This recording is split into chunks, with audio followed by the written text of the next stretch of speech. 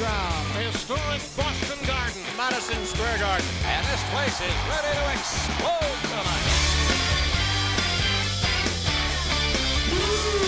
Heavyweight champion, Hulk Hogan! Madison Square Garden has one on their feet. Welcome to WWE Old School. Let's go to the ring. What a blockbuster of a lineup here in the Garden. Absolutely fantastic. Crackerjack. Oh, from the top to the very bottom, it's really an astounding lineup. But one match I particularly like, and that is Brutus the Barber Beefcake going against Canadian strongman Dino Bravo. Certainly will be a test for Brutus the Barber Beefcake as well as Dino Bravo. But the big one I'm looking forward to, of course, it's a classic. Ooh. Intercontinental Championship on the line, the Ultimate Warrior putting it up against a man who has a perfect record, Mr. Perfect. But if you remember, here last month in Madison Square Garden, what did he say, Hillbilly Jim? What did the Ultimate Warrior claim?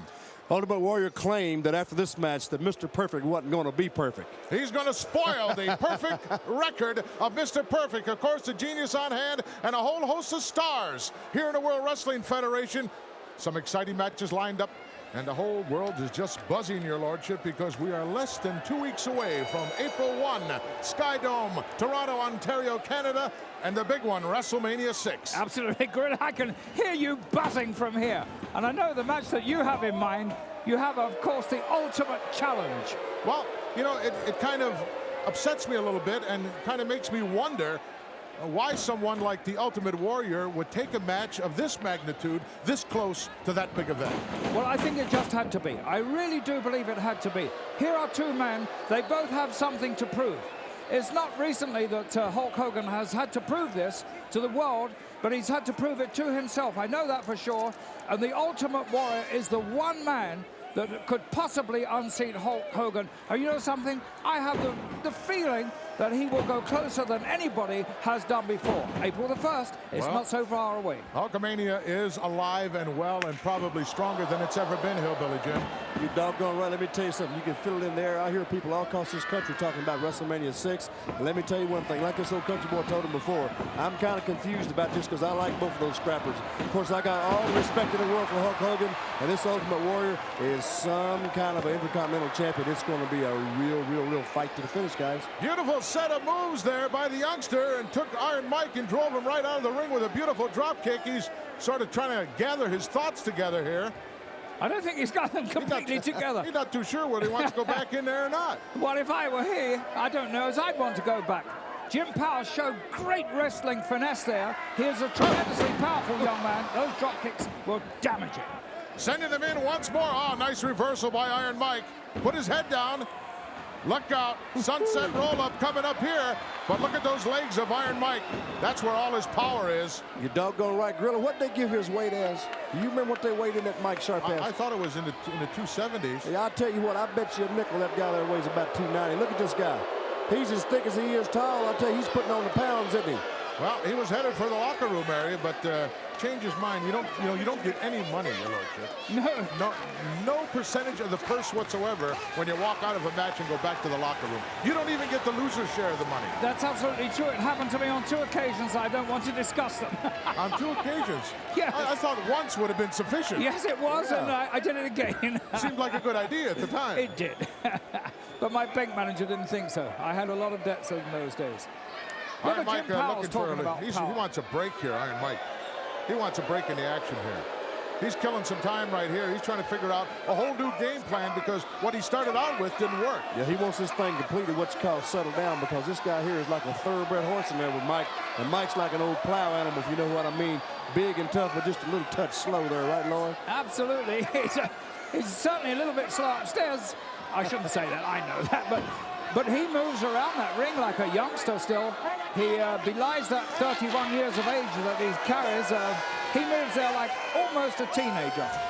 You know, guys, the management here at Madison Square Garden told me earlier on this evening that the phone's been ringing off the hooks because, as we said earlier on, WrestleMania less than 2 weeks away, and people here in the New York area, metropolitan area, want to know where they can go and partake of WrestleMania 6, being that they can't get to Toronto. Well, we can tell you right now, folks, in Manhattan, you can pick it up right at the Beacon Theater, and in White Plains at the Westchester County Center, and in Poughkeepsie, McCann Ice Arena. That's located right behind the Mid-Hudson. Well, it's part of the Mid-Hudson Civic Center, I think. It is. You're absolutely right, yeah. And you guys that are across the bridge or through the tunnel in Wayne, New Jersey at William Patterson College and in Elizabeth at the Ritz Theater and a whole host of other places. We'll be giving you some more locations later on in the program, but I know everybody, well, I understand that tickets are few and far between right now for Skydome.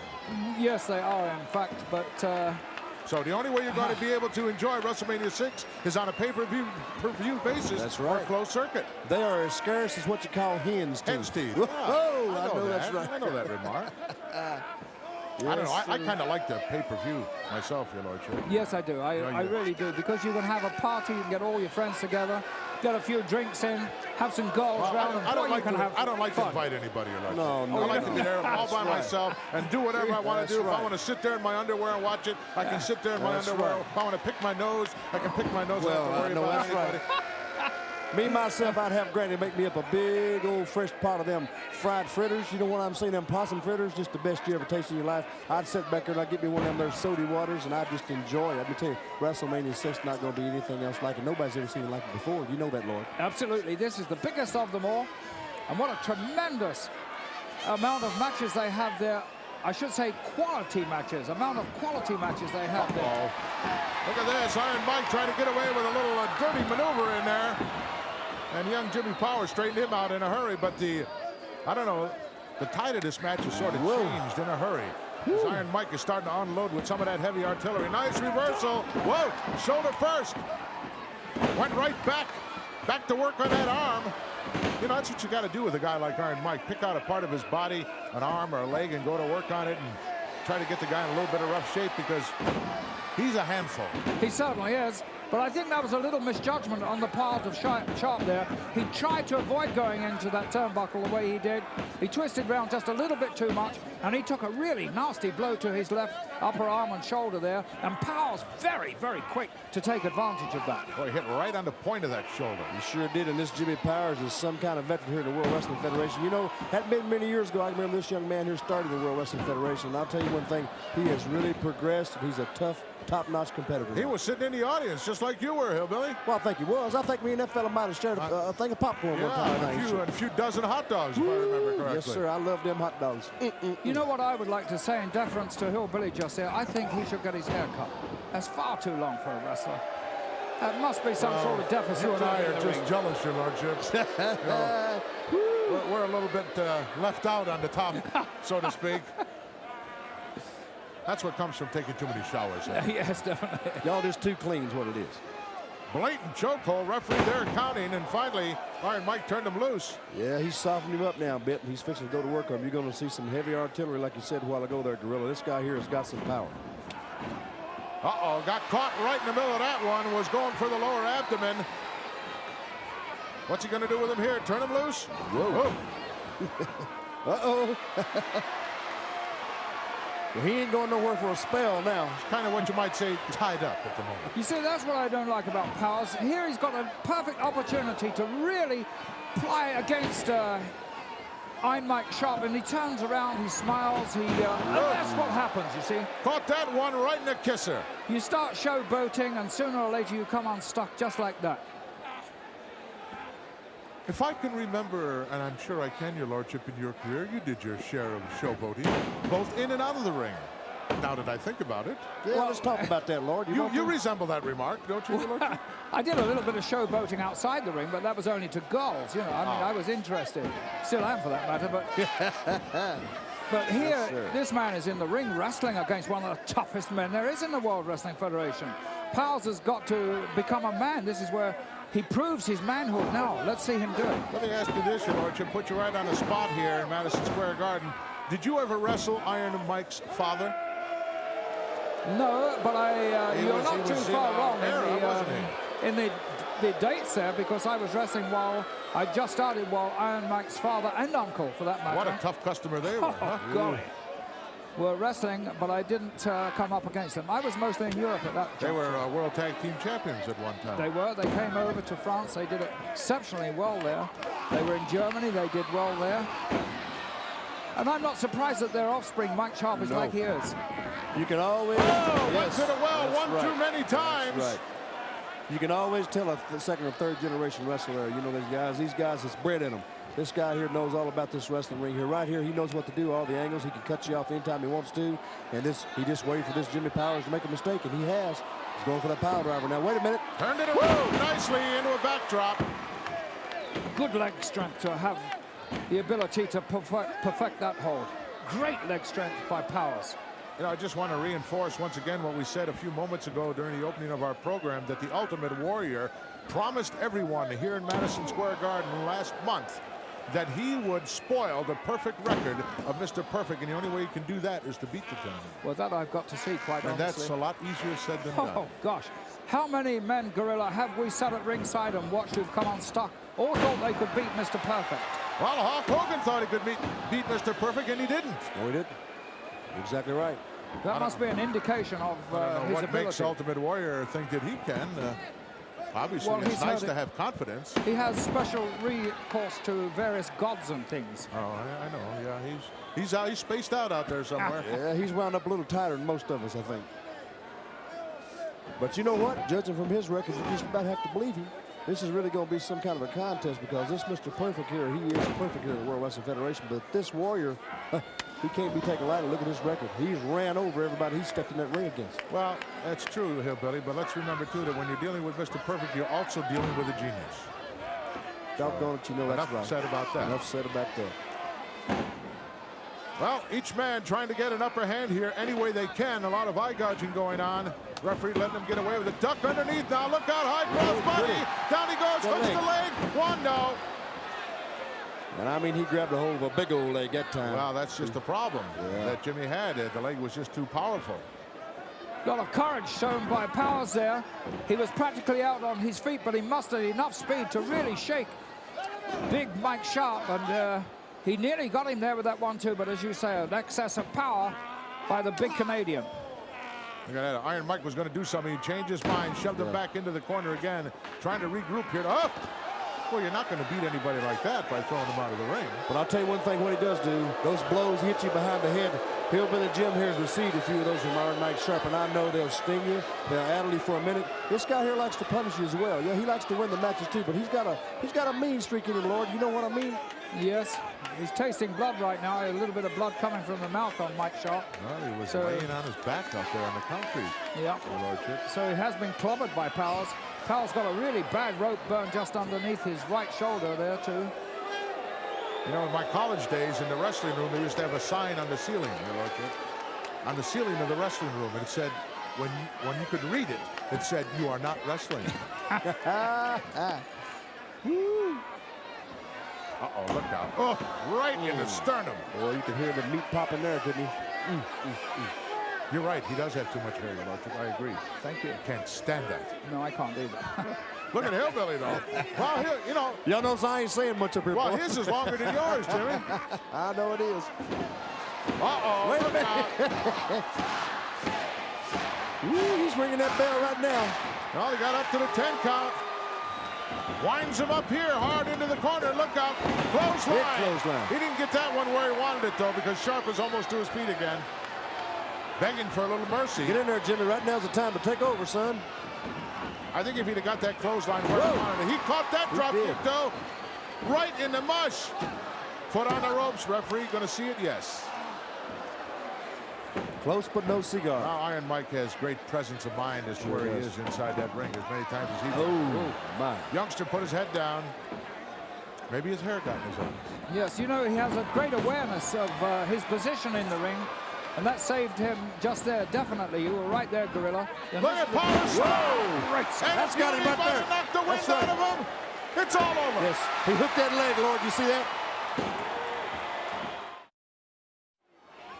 This contest is scheduled for one fall. In the ring to my right from the great state of Texas, weighing 307 pounds, Black Bart. And his opponent, weighing 275 pounds, the Lady Hercules. Trumpets are sounding here in Madison Square Garden for Hercules. They'll be sounding once again April 1 at Skydome in Toronto, Ontario, Canada, as he has a big role in WrestleMania 6. Yes. Could I say a giant size role that he has there? King size indeed. Oh, golly. 460-something pounds. Guy's over 500 in my book, referring to Earthquake. But you know, guys, if you think about anybody in the whole World Wrestling Federation to have a pretty good chance against this guy with strength and power, it's got to be that man right there, Hercules. Yeah, Herc's got enormous power. In fact, I think he's a lot like you, Hillbilly, in that he doesn't realize how strong he really is. That boy there is bad strong, you Lord. I've seen that fella in the gym. He could might near lift up the gym. He has immense strength, great power, but not only that, he has incredible wrestling finesse and technique as well. An Earthquake, I don't know. I don't think his expertise has been tested because there's nobody who's been as powerful as Hercules ever to test him. Well, he sent a lot of guys to the hospital in the last 6 months, Your He's Lordship. done that. Getting complaints from the emergency rooms. Yes. Boy. What do you know about Black Bart, Hillbilly? Well, I know this fella here's got a pretty good record. He's a pretty tough guy, and he's a 300-pound man out there. And, you know, I think he knows what he's doing. He wouldn't be here in the World Wrestling Federation running around here. But I'll tell you one thing about him. He's going to have to do it all tonight if he's going to have a chance against this Hercules, because he's in there with a guy that's a ring veteran here in the World Wrestling Federation. He's seen them all come and go, and he's been in there with them, and his record is mighty outstanding. Hercules has really done a tremendous job here at the World Wrestling Federation, especially since leaving the Heenan family. Speaking of Heenan, you know, the last time we were here in the Garden, we had a fellow up here that I didn't much care for. But, you know, I'm proud to say and happy to say that we've got a guest here tonight that I really like. We ran the guy right out of here. Bobby Heenan was here last time, and I'm glad you're here, Your Lordship. Well, thank you for coming up here. He made a lot of derogatory remarks about Hillbilly Jim. Yeah, he's not a very... He's history now. Yeah, that's right. He's not a very nice guy, would you think? I get the feeling you two ganged up on him. Well, And ran the brain out of here. Your Lordship, would you say Bobby Heenan is a kind guy? Well, I've known Bobby Heenan for a very long time. In fact, he was my manager for some time while I was wrestling, and we always had a very close association then. And I found him to be a most astute manager. even though he took 85% of your earnings. Come on now. Huh? You know what kind of guy I think he is? A gentleman never discusses financial affairs, especially in public like this. Whoa, big roundhouse right by Herc, caught him right on the button. He ain't playing around. I think Bobby Heenan is a kind person. Yeah. The kind you can get along very nicely without. Well, I'll tell you Exactly something right. about Bobby Heenan. I really admire what he's done with the Colossal Connection. He's really nurtured that team. He's made them as good as they are, and they are the champions. And I don't think they'll have much chance with Demolition on April the 1st. But Your Lordship, you got to look at what you just said there. This is Andre the Giant, the 7th wonder of the world. And this Haku, he can kick your head right off your shoulders at any time he wants to. This Bobby, he ain't done that but sneak in there and got him a payday. Them two big scrappers can be alone. They can be by themselves anytime they want to be. They're mighty tough. I bet you for Truth's known, he has got back in there and he has calmed them boys like he has everybody else here in the World Wrestling Federation. And I'm sorry to say, I think he might have got $1 or $2 of yours. Black Bart's backed up into the corner here. Looking for a little break. I may have misunderstood you, Your Lordship. I thought you said that the Colossal Connection didn't have a chance in WrestleMania 6. No, I didn't say that. I could swear that that's what you did say. No, I didn't say that. Maybe you didn't mean to say that, but I think you did say that. If I did say that, I definitely meant agree it the with other you. way around. I think that Demolition has no chance whatsoever against that connection that Bobby Heenan has so astutely put together. People might say, okay, Andre's a great wrestler in his own right, so is Haku. Obviously, these two men are great wrestlers, but Heenan brought them together. Don't forget that. And he has been the catalyst for their success, and it will continue in WrestleMania 6. Test of strength coming up here. I think Demolition has a great chance to three-peat, Your Lordship. That's not repeat, that's three-peat. That's 3 times become the World Wrestling Federation Tag Team Champion. That ain't never been done, has it? No, sir. Well, that's a nice little piece of terminology, but it might not come true. Oh, nice clothesline by Herc. What if it does? How about a friendly wager between you two folks, sir? I'd like to hear about that. Now, Gorilla just believes that Demolition just might pull this off. The 3-time repeaters, and you say that the Colossal Connection can't do it. How about a friendly little wager here, guys? What do you think about that? I never wager money on anything. It's not one. Good for you, Your Lordship. It's a nasty habit. Indeed it is. Black Bart now resorting to some rough tactics here. With a little choke on Herc. Look out. All he's fixing to do is get this fella here kind of upset. Let me tell you one thing. That was a good move there, incidentally, by Hercules. I like that. He took a very, very firm grip on that top rope, and he didn't allow Black Bart to run his face along there. That was one of the best blocks of that move I've seen. Black Bart still on top of him. Even so, he's better watch out because Hercules has more stamina than anybody I know. That's right. You know, a lot of classic matches involved in this WrestleMania 6. History will definitely be made because the precedents have already been set. And the match that I'm looking extremely for, and one that I'm going to enjoy tremendously, is the mixed tag team match. Oh, gosh, yeah. Dusty and his, well, manager, shall we say, Sapphire, against the Macho King, Randy Savage, and the sensational Queen Sherry. That's got to be a classic. First time in the history of the World Wrestling Federation that a match of that nature has ever been made. Yes, absolutely. So we've already made history in WrestleMania 6. What a beautiful, beautiful girl in that match. Sapphire. Oh, no, gosh, Oh, no. Who were you referring Sensational to? Queen Sherry. Queen Sherry. She's one of the most beautiful women I have ever seen.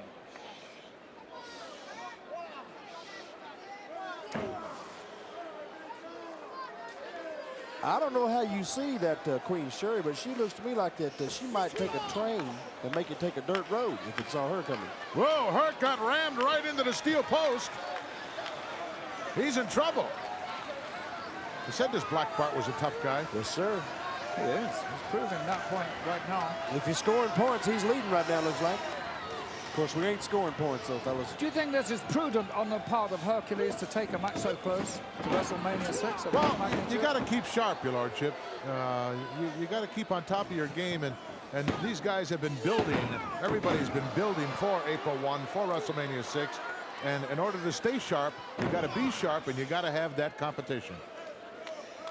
Well, there's a very valid point to that. Obviously, if he went in the ring against a man who was vastly inferior to himself, he wouldn't be enhancing any of his skills. Definitely not. But against this fellow, yes, he's honing up on those skills. Well, if this is a warm-up, this is the stiffest one I've ever seen. Me too. Do you think he got his mind on Earthquake? Do you think he's allowing his attention to be a little bit... I don't believe that Herc is preoccupied with Earthquake. I'm sure he's thinking about the match. I'm sure he's waiting with bated breath for April 1. But I don't think it's bothering him in this match. I've seen Hercules absorb a whole lot more punishment than he's taken right now and still come back and come out with a hand raise and a token of victory. Yes. Gorilla, when we were both wrestling, I met many men who said, I have this match against a fellow called Gorilla Monsoon in a month's time. They had you on their mind then at 400 and something pounds that you weighed then. Like Earthquake, I sent a lot of guys to the hospital. Whoa. Yes, exactly. Because at the height of my career, I was 401, 402, somewhere in that neighborhood. Yes, you were. You were that 400-pound mark. 2 count, whoa! And in those days, there weren't many very many 400-pounders. No, there weren't too many super heavyweights. No. Not in the condition you were in, that's for sure. Well, we had the late, may his soul rest in peace, Haystack Calhoun, hovering around that 600-pound mark, but he had it all on a 6-foot frame. Yes, he wasn't possessed of much finesse wrestling-wise. You were a great amateur wrestler, represented your country, which was a great, great feat. And you did that very successfully, too. I thank you. Side headlock. Well, reverse chin lock, actually, by Black Bart. Trying to wear down the big Hercules. He hasn't got that clamped on very well. What he should do is push Hercules up into in a sitting position, then he'll be able to get more leverage with that. And then get up above him and let him carry his weight. But now he's out to the side now. And Herc's about to make it to his feet here. I think somebody just gave him a wake-up call, folks. Elbow into the breadbasket. That may be the weak spot. Oh, one right in the eye, too. Black Bart was waiting for him. And yes, he is a veteran. He showed you right there. He knows what he's doing. Suckered him right into that move. Yes, he did. Sweetly, I might add. This Black Bart is some kind of hombre, this old boy from Texas. Let me tell you one thing. Hercules might have bit off just a bit more than he could chew. And you're right, Lord. This close to this big WrestleMania 6, he might still feel what's caused the repercussions from this match. Not the wisest thing to do. He's got 2 weeks to recover from this. But you know, what are you going to do? What are you going to do here in the World Wrestling Federation? You know, you're offered that contract. Are you going to say no? I'm not going to do it. Then you lose. You lose respect from this guy. This guy here would think, hey, I could take him any time. You know, it's a mental thing as well as it is physical here. You know that, guys. Well, a guy like Hercules always has an open contract on promoters' desks because eating is a habit you get into at a very early age, and it's very difficult to break. And he can do that good too. But I'll say another thing about Hercules, he loves a fight. Yes. Yeah. I've never seen him back down from nobody here in the World Wrestling Federation, guys, in the years that I've noticed him. And as a matter of fact, the times that he has been beaten, which are few and far between, it's just a hair between him winning and losing. Yeah. You know, I get the feeling also that Hercules is testing the power here of Black Bart. He's allowing him to do this, and I think Black Bart will wear himself down before he wears down Hercules. Well, that's very possible. Handful of fights. Yeah. Gives him that little extra added advantage. Whoa, nice forearm shot by Black Bart. Hercules with a nice reversal. Look out, ducks underneath a clothesline. Whoa, caught him coming around a second time. That big man from Texas is still standing tall in that ring, guys. Certainly is. He ain't no worse for the wear, I'll tell you right now. He's keeping his tempo pretty doggone fast, and I'll tell you what, this game is right at his pace, too. I don't believe he had all his body weight on him there, your lordship. No, he didn't. You What know was he something? looking for? I don't know what. It looks like he might be sucking in some air, and you know from experience as well as Billy does and I do, that when you're sucking for that air, you don't want to constrict your lungs any more than laying on a person. That's very constricting. So there was a little bit of air there for him to breathe. Well, the tank may be reaching the E I think so. part, and it doesn't mean enough. It means empty. Yes, let us look for some signs. When Hercules gets back to his feet, as I'm sure he will, let's look for some signs on Black Bart of that. You know, some telltale signs. Let's look at his knees, his legs. See if they're just a little bit rubbery. You know, I heard a rumor, your lordship, from the Gorilla Vine that you were seen working out at the Terry Garvin School of Self-Defense not too long ago. How did you find that out? Well, you know, I'm making my business to know what's going on here in the World Wrestling Federation. You get behind the scenes, don't you? Well, I certainly do. What does it take to graduate from a school like that? About $800, I think. Oh. Wow! Herc unloaded with a big right hand. Block and another block. Whoa. I think Herc might have been playing a little possum here. He's the biggest possum I ever seen. Hard into the ropes, look out downstairs, right below the sternum, and a nice knee lift backs it up. Wait a minute. There's a big one. Clothesline by Hercules, and another one. I'd like to see if we can get this big guy up in that vertical. He's going for it right now, I'd like boys. to see that too. Hold on to your hats, boys. There it is. He got him. Got him up That's on it. his shoulders, That's forget about That's it.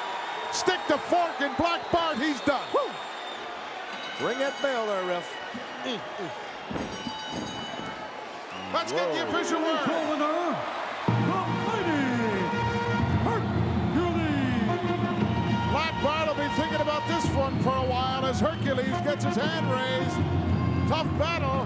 Now all he's got to look forward to is April 1, Toronto, Ontario, Canada, a date with destiny.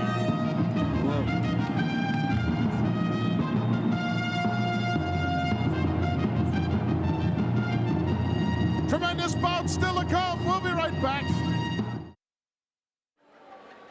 We're back, folks, in Madison Square Garden. I'm Gorilla Monsoon, along with his lordship Alfred Hayes, and of course my regular partner Hillbilly Jim. We've got exciting tag team action coming up right now, so let's go down to Howard Finkel. The following contest is a tag team match scheduled for one fall. About to come down the aisle with their manager, Mr. Fuji, from Japan, at a total combined weight of 463 pounds, here are Sato and Tanaka, the Orient Express.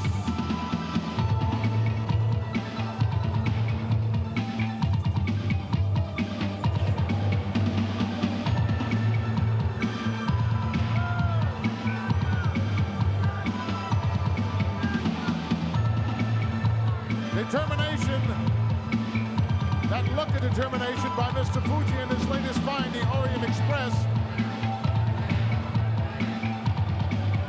Well, I'll say one thing, Gorilla. They got some kind of challenge here tonight with a former Mr. Fuji team, if you know what I mean. Well, big test for these two gentlemen. Of course, Mr. Fuji knows what holding the gold is all about. And their opponents, at the total combined weight of 585 pounds, here are X and Smash Demolition.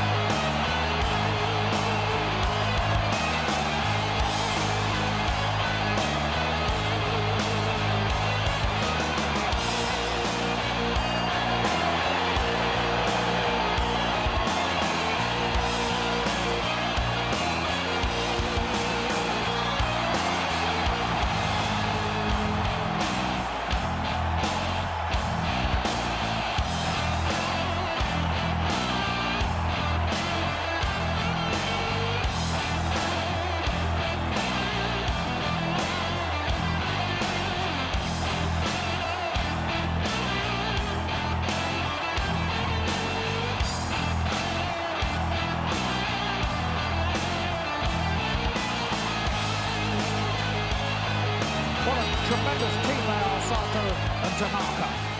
Well, they have to rely especially on their martial arts abilities because they're giving away a whole lot of poundage. And a lot of experience too. But then again, the Japanese team have a lot of experience as well. And they have that vital one other advantage. Yeah, boy. That devious piece of garbage wandering around the ringside. Well, I'd rather leave it as a devious one and not say the rest of that, because he has proved himself so good on many occasions. Would you buy a used car from him, your lord? I wouldn't buy a used car at all. I'm a gentleman, a lord. I never drive about in used cars. Would your chauffeur go out and consider buying a used car from a guy like Mr. Fuji? Highly unlikely. I'd have to tell him not to. Well, there's what we're talking about. The awesome power of demolition. They'll have to be their cunning, sneaky type things that the Orient Express can do that, well, now that they're under the tutelage of Mr. Fuji, I'm sure he's instilled a lot of those things into these guys. Oh, I know that for sure. Incidentally, talking about Fuji and the Orient Express, what a match he signed for them at WrestleMania 6. Yeah. And that could make or break his team here, and I'm sure he's got great aspirations for them. Well, that's a match that I'm looking forward to. Whoa, what a right hand! Woo! He By Smash! That's one for the highlight film there. Boy, he uncorked one on that young man. That is Tanaka, who was on the receiving end of that tremendously heavy blow from Smash of Demolition. He out-fucked himself that time, my lord, if you know what I mean. That's one time when he should have took a hike back over toward that other corner over yonder. He was probably still a little bit dizzy upstairs. I think Mr. Fuji needs to get his gang over on the side and regroup. Definitely, he's got some. Whoa.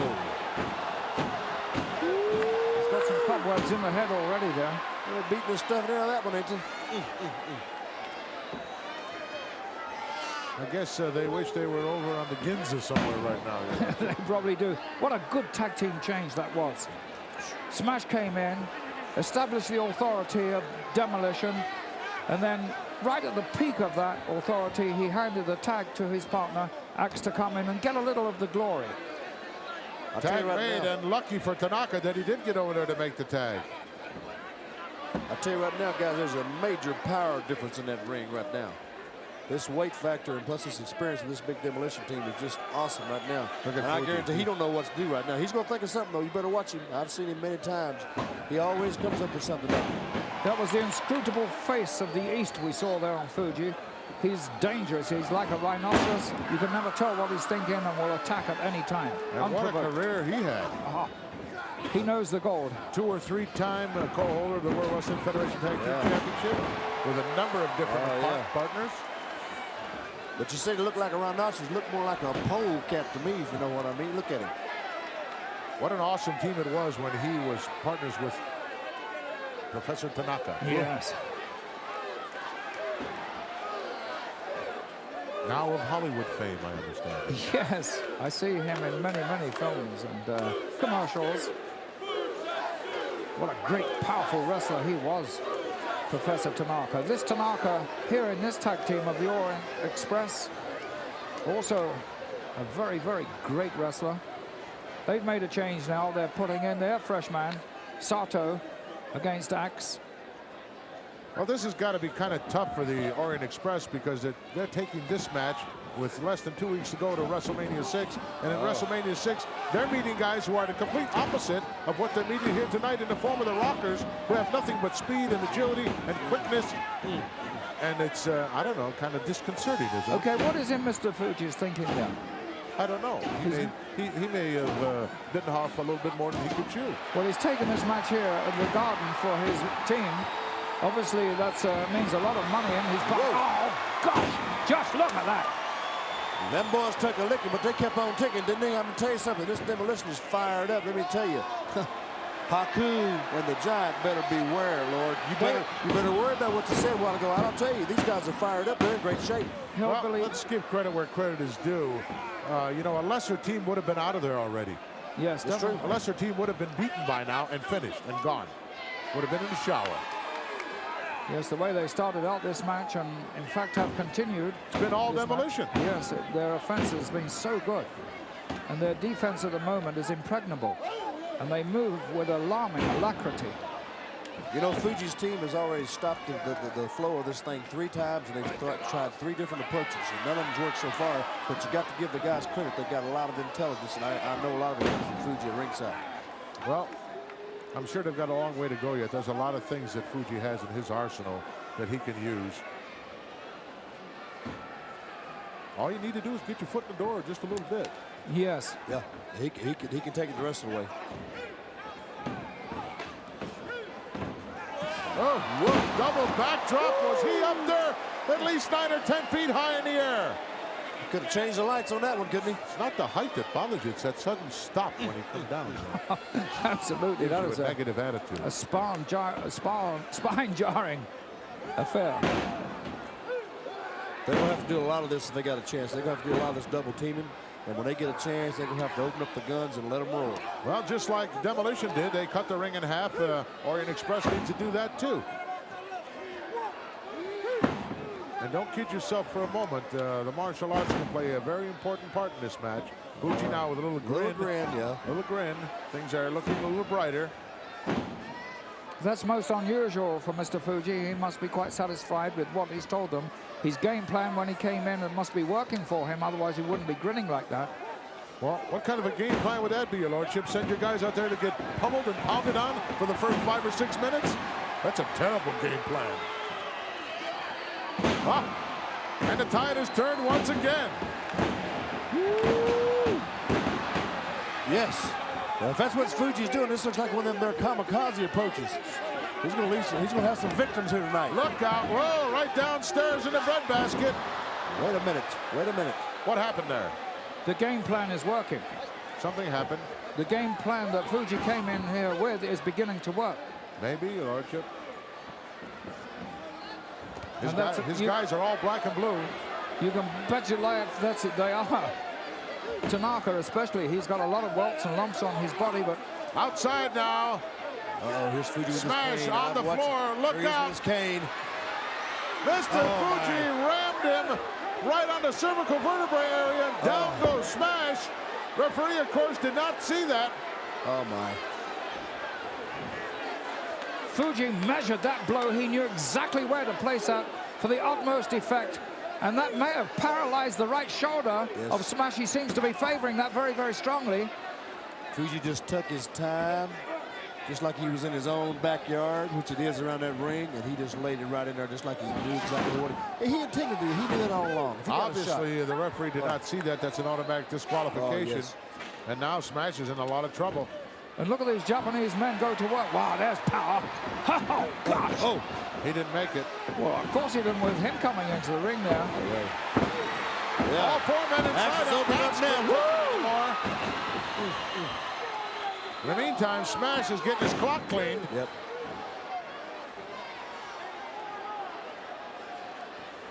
Amazing how the tide can turn so quickly. Well, what it does, it shows you just how resilient these two Japanese men are, and we found that out anyway. The British did in a couple of world wars against the Japanese. How resilient and resourceful they are. They are devils. They took a whole lot of punishment earlier on, much more than it would have taken to put any ordinary team away. Oh, that's a disqualification too, should the referee see that. Karate right to the throat. Well, there his partner's taken the referee's attention, and only now does the referee come back. Whoa! Oh. Smash shot out of there like a cannon. But look at this. See the referee Distracted there by Axe. Giving these guys an opportunity to double up, which they really need to do. Sato in the ring now. Smash tried to turn away from that, caught that right in the kidney. But guys, you got to say it again. Master Fuji changed the whole complexion of this match. Certainly did. That devious. One little, and wait a minute. Ain't over till it's over. My, what blows. Demolition has power in abundance and moving so fast as well. In fact, I've never seen them this sharp in the ring. They're definitely in tune for that match, and able to fast a tremendous smash there.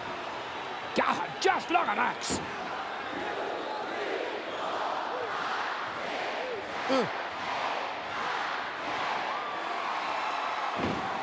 Took the 10 count.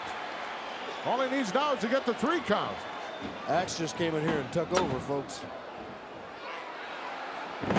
Power slam, didn't execute it 100%, or it would have been over. Now all 4 men inside. Well, down to 3.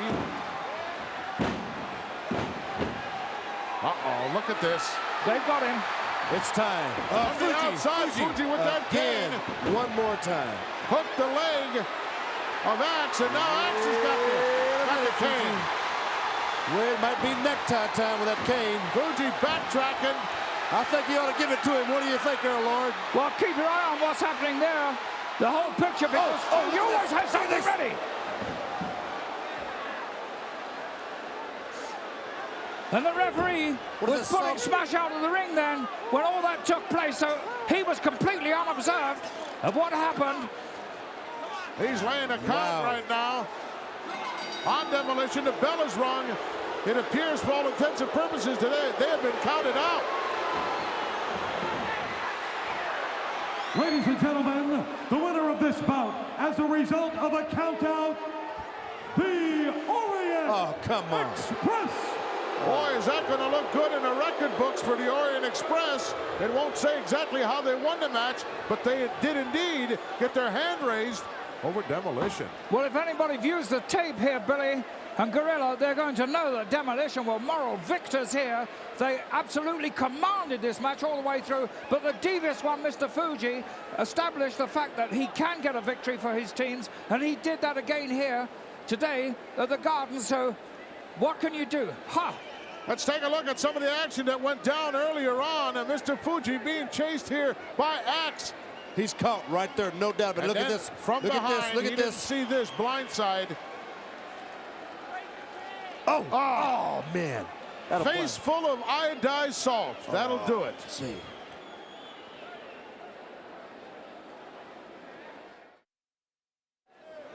This contest is scheduled for one fall.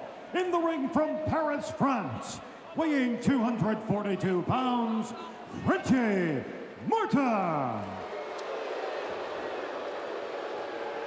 And his opponent,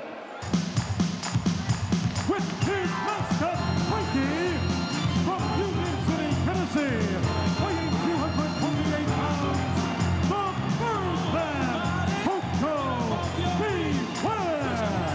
Koko Beware doing his thing here in Madison Square Garden. Gorilla Monsoon along with Hillbilly Jim and his lordship, Alfred Hayes. He's got this place rocking and a-rolling. He is an exciting character. He is electric and he lights up the place. And look at Frankie here. He does a bit of lighting up too, I think. Certainly does. That's a New York City costume if I ever seen one there, Gorilla. What do you think? A lot of sequence went into the making of that. Sure enough. Does Granny have one of those birds, Billy? We got an owl back home, you know what I'm saying? An owl? He just kind of hoots around, does what he wants to.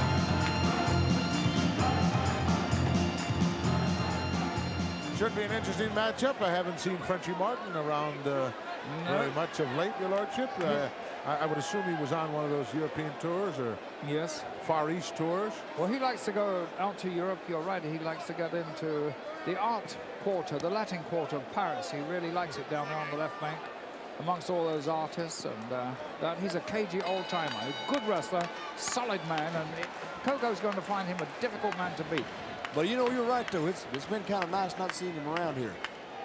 I didn't know say what I it. mean? I didn't say it. Was Oh, nice you to didn't see say, oh, I thought that's kind of what you said there. I rather like him, Frenchie. I think he's a very good wrestler. Nice arm drag by Koko. Oh, no, he didn't touch your hair. No Koko way. looks like he put on about 10 or 15 pounds. your Yes, and lordship. why doesn't he have his usual hairstyle? He usually has green and blue and pink and yellow. I think he what's gave the that matter? up for Lent, your lordship. Oh, really? Are we into Lent yet? No, I don't think so. Something like that.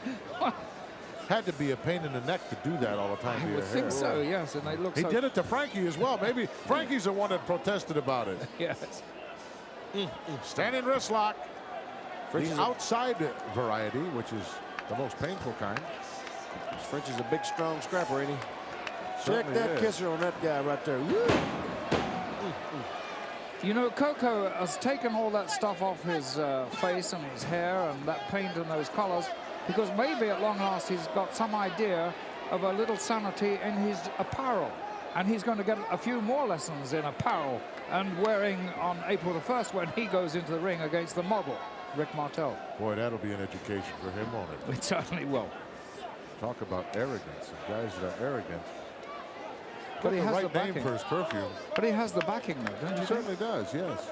There's the backing, but let me tell you one thing. You can't cut this little Koko Beware short down. Let me tell you, this guy right here is a tough scrapper, and he's had a great record here. And Well, let I me don't tell you, think this he won this model, one. this model might get a little lesson out there. He might come out with his feathers ruffled a little bit, if you know what I mean, Frankie style. A lot of people very upset because they know the tickets are becoming very scarce for Sky Dome and that they can't get away. They can't get up to Toronto, Ontario, Canada. And they want to definitely be a part of WrestleMania 6. Well, all you got to do is pick up that phone, folks, and call your local cable companies, and they'll be more than happy to oblige you on a pay-per-view basis. And there's so many closed circuit areas around, your lordship, that, you know, we mentioned some of them earlier on. Later on, we'll give you folks a few more because it's going to be a history-making event, no question about it. The greatest WrestleMania of all time, and I've been at them all. That's absolutely true. Myself, too. I've been at them all since their inception, and they are absolutely, without a doubt, the hallmark of all great wrestling, the World Wrestling Federation. You know, the first one took place right here, your lordship, in Madison Square Garden. Yes, it did. WrestleMania 1 was right here in the Garden. And now we're up to WrestleMania 6 and an international WrestleMania. First time. There are so many precedents that have already been set that it's a history-making event already before it even starts. Yes. And Sky Dome in Toronto is a magnificent arena, and quite rightly so for a magnificent event, WrestleMania 6. Well, let's face it, guys, the whole world was looking for this thing. They want to see it. The people demand it. They got to see it. This ultimate challenge is going to be something, let me tell you. That's all folks is talking about, and I'll tell you, I can't get it off my mind because it's a hard match to call, guys. Championship against Yes, championship. Yes, Title for title. winner takes all. Ain't no doubt about it. That creates a lot of recklessness, a lot of foolishness, and a lot of reckless, dangerous moves. You know, that's right. They're going to be opening up the stops, letting the floodgates out. You know what I mean. I can't ever remember, Your Lordship, anyone having the opportunity to go into an event and come out with more than one title. I've seen a lot of champions, but one title was not on the line. But here, both titles are on the line. Yes. While you were talking just then, Gorilla, Frankie was watching what could be the demise of Koko B. Ware against this cagey old-timer, Frenchie Martin. Well, go back to that title. That was very, very interesting. Yeah, this Frenchie Martin, he's something else, huh? What a kisser on that guy, huh? I gotta realize old Hillbilly ain't too good to look at, but this guy right here is something else. He looks like one of these guys I saw here a while ago in the corner with about 15 or 20 of them Rolex watches up his arm trying to sell me one for $25. how many did you get, Hillbilly? Well, I bought a couple. Oh. You look at this. He'd Well, it's buy still anything, keeping wouldn't he? town. It's still keeping town. Frenchie Martin going to work on the trapezius area, but Koko wants out of there in the worst way. Whoa, right downstairs. I think Frenchie might have hurt his knee doing that. Well, bad knees with old-timers is one of the hazards of wrestling, just like football. Those old-timers all hurt their knees sooner or later. Tremendous arm strength and power. Did you get that close-up of Frenchie's upper arms there? I don't think, Your Lordship, that I would put Frenchie Martin in the classification of an old-timer. I don't think that he can't be, what, 40? I was going to say he's 41? nearly 40, isn't he? Yeah. Well, that's not an old-timer. Well, he just looks like you remember correctly, it was just, what, less than a year ago that Arnold Skolin wrestled right here. Oh, there you go. Well, Yeah. he's over 40. I know. that for sure. Considerably, yes. Frenchie's just got a lot of miles. He's been rode hard, There's put up Frankie real now. wet. That's all. That was a good shot of Frankie. Looks like he's molting. Oh. I think he's crying as well now, because Koko has been quite ineffective against Frenchie Martin for the last 2 or 3 minutes. Now he's got to get himself together. Well, it was all downhill for Koko once the music stopped, Your Lordship. Yes. I don't know. He sort of lost his enthusiasm when the music died down. Oh, nice sunset. high sunset, but Frenchie got a hold of the ropes. Can he hold on? No. Oh, but he planted a right hand. Do you think he's made the mistake of underestimating his opposition here? I'm sure. Because I'm I've sure never that's the seen case. Koko give this much away before in so early a match. You know, Koko's usually on early his in the feet match. all the time, bouncing around Yes, and Yes. making all kinds of gestures. He's got to step up the tempo of this match to achieve something against Frenchie Martin. He's got to bring in those superb drop kicks that we know he's capable of. Well, I can tell you this much, guys, in WrestleMania 6, if he starts off this slow against Rick Martel, he'll be in the shower before he wink his eyes. There's Frankie. He's not too happy either about what's going on. That's right. I think he's trying to convey a message there, you know. Flap your wings a little bit, Koko. Don't let this one slip away from you, because that's what he's doing. He's allowing Frenchie Martin to take this belt sure away is. from him. Right in the kidneys. Boy, I'm glad I retired. Well, So are a lot of other I was people. going to say I'm glad I that. You retired. took the words out of my mouth there. Oh, look out. Whoa. Beautiful high cross body off the top. Can't get him. Referee was just a little touch slow there to me, Referee guys. was way out of position. Little touch slow there, ref. You better wake up there, son. And that was vintage Koko B. Ware. Beautiful move, perfectly executed. A lot of power, a lot of strength. So he's, at the moment, maybe he's playing possum as well. Oh, nice. Nice move by Koko. I understand from someone who just came up that was down near the locker room area that the Ultimate Warrior is pacing the halls, Your Lordship, in anticipation of his match here tonight with Mr. Perfect, in which he has claimed, he has promised the Warriors that he will spoil the perfect record of Mr. Perfect right here in the Big Apple tonight. Well, that will be history if he does. I'm sure he's capable of doing it if he says so. I mean, I've never disbelieved the word he said, not that I can understand much of what he says. Well, he's got the power flowing through him from some kind of way or another, guys. I don't know what it is, but that guy's like electricity, isn't he? He's always on, ready to go. Still going to work on that trapezius is Frenchie Martin. Frenchie got a few nice tattoos there, Your Lordship. Yes. Might have seemed like a good idea late some Saturday night somewhere. Yes, we've got a nice close-up of that tattoo. Great work by our cameraman there. Took us right into the ring with the action. What was it, 2 eagles and a snake? Or Gosh, look at that. You couldn't get closer even if you were in the ring yourself. Oh, Frenchie Whoa. caught him coming with a beautiful clothesline. He says, I got him now. Oh, come no on, way. You Frenchie. can't win like that, Frenchie. That wasn't no old-timer clothesline, though, let me tell you. No. He shot in there like a snake on that one, didn't he? If he'd have went down and covered him and hooked the leg, he'd have got the victory. I think he might have done. This is the best I've seen Frenchie look for a long, long time. Oh, man. He's really looking sharp Really here. opening up. And he's just belaboring Coco. Coco really has to pull himself together. He's got to, I don't know what it is, he's got to think of something new to do here. He's not thinking at all, Your Lordship. That's the problem. That could be it. Maybe it's just this Frenchie Martin might be the toughest artist I've ever seen in my life. Woo. He can paint you a picture, then he can paint you if he wants to, huh? Oh, gosh. Powerful forearm right to the chest there. Wait a minute. Caught him right on the jaw. Look out, Irish whip in. Oh! Unlike, very uncharacteristic of Coco. Look at this half His Nelson timing to is turn off him over. tonight. Well, it wasn't that Coco was slow coming in with that avalanche-type move. He was very fast indeed, but Frenchie was quick. yes, Frenchie was just that little bit quicker and a little bit more Oh, the focused. hand was on its way down. I think the shoulders were still down.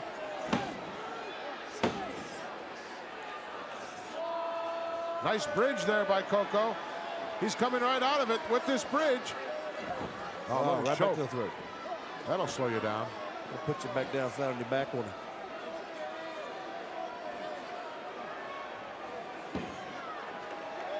Well, maybe Coco doesn't feel as confident without all that multicolored hairstyle of his. Yes. I'll tell you one thing, guys. This Frenchie Martin ain't wasted no energy tonight. He's been like a workman in there building a building or doing anything he wanted to do in there. He hadn't wasted no energy, and he still looks fresh to me, guys. Look at him. Nice slam, well executed. Standing tall in there. Well, kind of a sloppy cover there by Frenchie. Yep, he's keeping the pressure. Got some sort of a nerve hold or something on there, huh? That trap. Maybe if we could get Coco's music to play, Your Lordship, that would perk him up a little bit. Well, I wonder if that's he's got to legal do or better not. than that, you know, music or no music. You just can't have your music to order if you don't look so good in the ring. But I do perceive Frenchie now beginning to tire just slightly. When you said that wasn't a very good cover, it was a little sloppy, you're right, a little ragged at the edges, and that is tiredness. That's one of the first signs of tiredness beginning to creep in. They've been going at this belt hammer and tongs. And I must say that Coco has shown that he has the ability to take punishment. Well, in my career, Your Lordship, I never wanted to show that Me neither. capability. I don't like Ability that. to take punishment. That ain't much fun at all, I Lord. was always taught it's better to give than to receive. Look at the pained expression on the face of Coco. He's pounding that canvas, though. He wants to do a little fly in here. Yes, he does. He's going to burn up on him. Woo, he's up now. Elbow to the midsection, and another one. Off the ropes, and whoa, Frenchie was late with that. Oh, flying headbutt. Caught him right between the eyes. Great move that by Coco. He's really inspired now. Yes, he is, boys. He's alive now. Should grab the leg. 1, 2, and out. Frenchie still just sufficient strength left in that tired body now to push Coco off.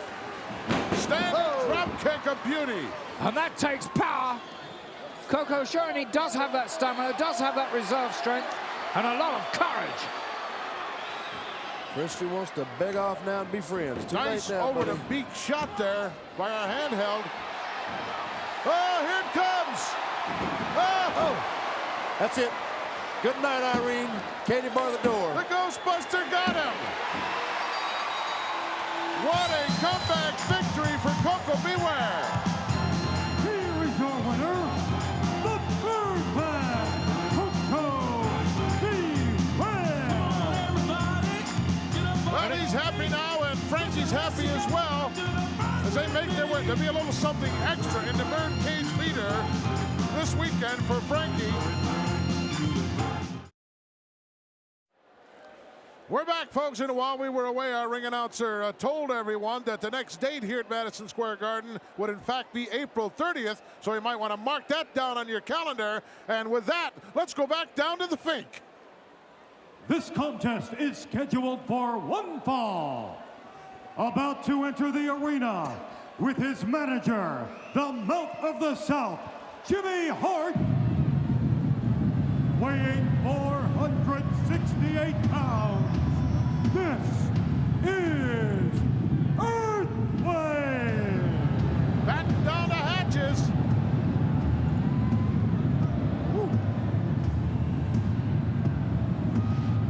Colonel's really found a piece of work here, your lordship. Gigantic man, huge man, but an exciting figure in the ring. This man moves with the speed of a lightweight.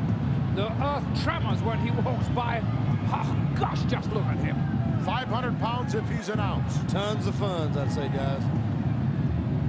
That's a big scrapper right there, boys. Nasty streak, too. Yeah. Yes, there's a very intense look on that face.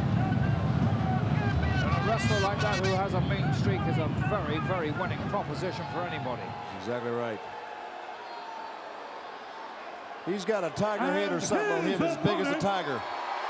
Look at that. From Glens Falls, Look at that tattoo on that guy. weighing 280 pounds, Hacksaw Oh, yeah. Jim Duggan. 2x4s up in the air for this guy, Hacksaw Jim Duggan.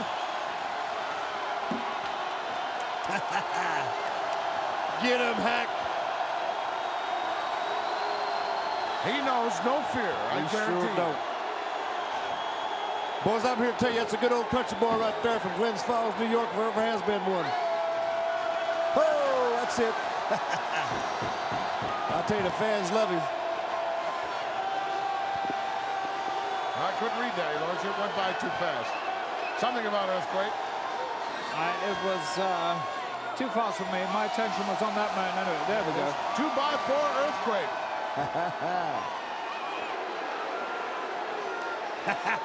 He's shooting him without a... I'll tell you something, that 2x4 straightened a lot of guys You out. doggone right. Champ going out here, USA in the Garden.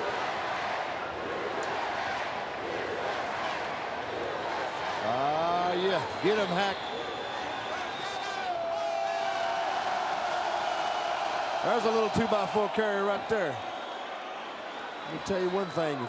If things get too far out of line, and if that little Jimmy the Mouth of the South Heart sticks his nose in there, it might be 2x4 time, if you know what I mean. Well, I wouldn't want to see that. That's not the right thing. I mean, Jimmy Hart is only 140 pounds soaking wet.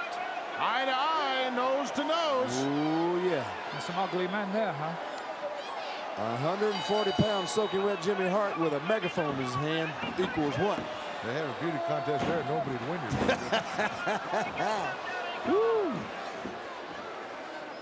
Hacksaw got his hands full with the Hart family because, as everyone knows, in WrestleMania 6 on April 1 at Skydome, he'll be meeting Dino Bravo. Yes. Well, perhaps Jimmy Hart did a very, very shrewd move here, matching Duggan against Earthquake, because in only 2 weeks' time, if Duggan has to go against Bravo, he may never make it. That's very possible. And I wouldn't mind the winner's share of a purse coming from that venue. Or the loser's share, for that matter. Or standby's purse money. Yes. Those blows delivered by Earthquake just then were more like blocks, shoulder tackles than... Whoa! Oh, he staggered him! He reeled him. Oh, he staggered him! Give him another one, Jim. Look at there. What'd I tell you? There's that little... Whoa. Hacksaw dumped right out of there like yesterday's garbage. Lord, you're right. He's 140 pounds, but he sticks his nose in places he ought not stick him in. Well, I didn't say I wasn't right. I was only right in his avoirdupois weight. Lord. Handful of hair is the big guy helping Hacksaw back up to the apron to dish out some, heavy shots. Where's he going now? Look out. Oh, he's out of there. Woo! Shook the entire building. I doubt if the Quake will ever get up from that one. Stay on him, Hack. Nice leverage move. Now gone right out after him. It's gone to the floor here in the Garden. Oh, he shot him off. Shoulder right into the steel post. And there was a lot of power behind that push-off from Earthquake. And There's Duggan was another one. able to avert going facing to that corner post. But he's hurt his shoulder very badly. That right shoulder is favoring it. Well, Down if one on of the these floor. guys doesn't get back in the ring, this match is going to be over. That's exactly right. Earthquake snuck up behind him and gave him another one into that post. Look at him. Swinging wildly here, can't find a mark. Got to be a little disoriented. But boy, he gets right back up, doesn't he? What a gutsy guy. Now that's illegal, ref, what he's doing there. Yep, count him out. You know, in the beginning, Duggan really shook up Earthquake with that tremendous clothesline. He staggered him, but what a recovery Earthquake has made since then. I mean, forget that he's just a great big, colossally great big man. His recovery must be good too. Certainly is. Oh. That'll shake up your vertebrae a little bit. He's gonna work on that back a little bit. Oh, inverted atomic drop. No, he rammed him right back into the turnbuckles once again. And I've never seen Duggan treated like this before. He's really pushing him around and belaboring him. Bear hug now by the big guy. This will take some of the starch out of you. Sure will. But Hacksaw's not a quitter. He'll be in there right to the end. You can bet on it. Get him another one there, Jim. Rang his bell one time for him, but couldn't break it. Gorilla, to beat a man like Earthquake, you've got to use hit and run tactics. Hit and run, hit and run. But you see with Duggan, he's not used to running. That's not his style of fighting at all. He is straight in front. Yeah, straight ahead every Guy time. like Earthquake, you got to take him off his feet, you know. Just Exactly get right. him down on the That's canvas and go to work on him. So the way you got a chance, because this big guy's got some excellent wrestling moves. Oh, there's a nice shot. Forehead to forehead. Still the big guy's hanging on to that bear hug. Hanging right on. As we see that little pipsqueak wandering back and forth in the background, pacing with that horrid megaphone.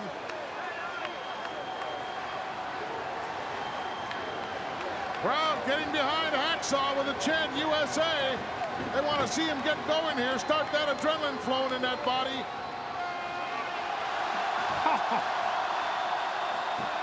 What perseverance being shown there. He bit him. Took a big bite out of that big quake. Well, you get out any way you can. You Yeah. survive. At that point in time, there's no other way out.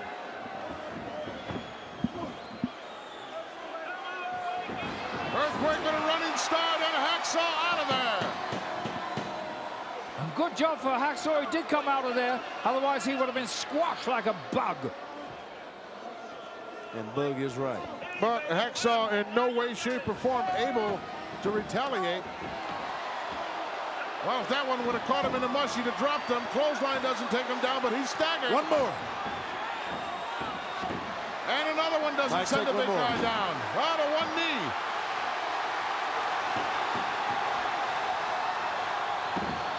Lay it on him, Hack.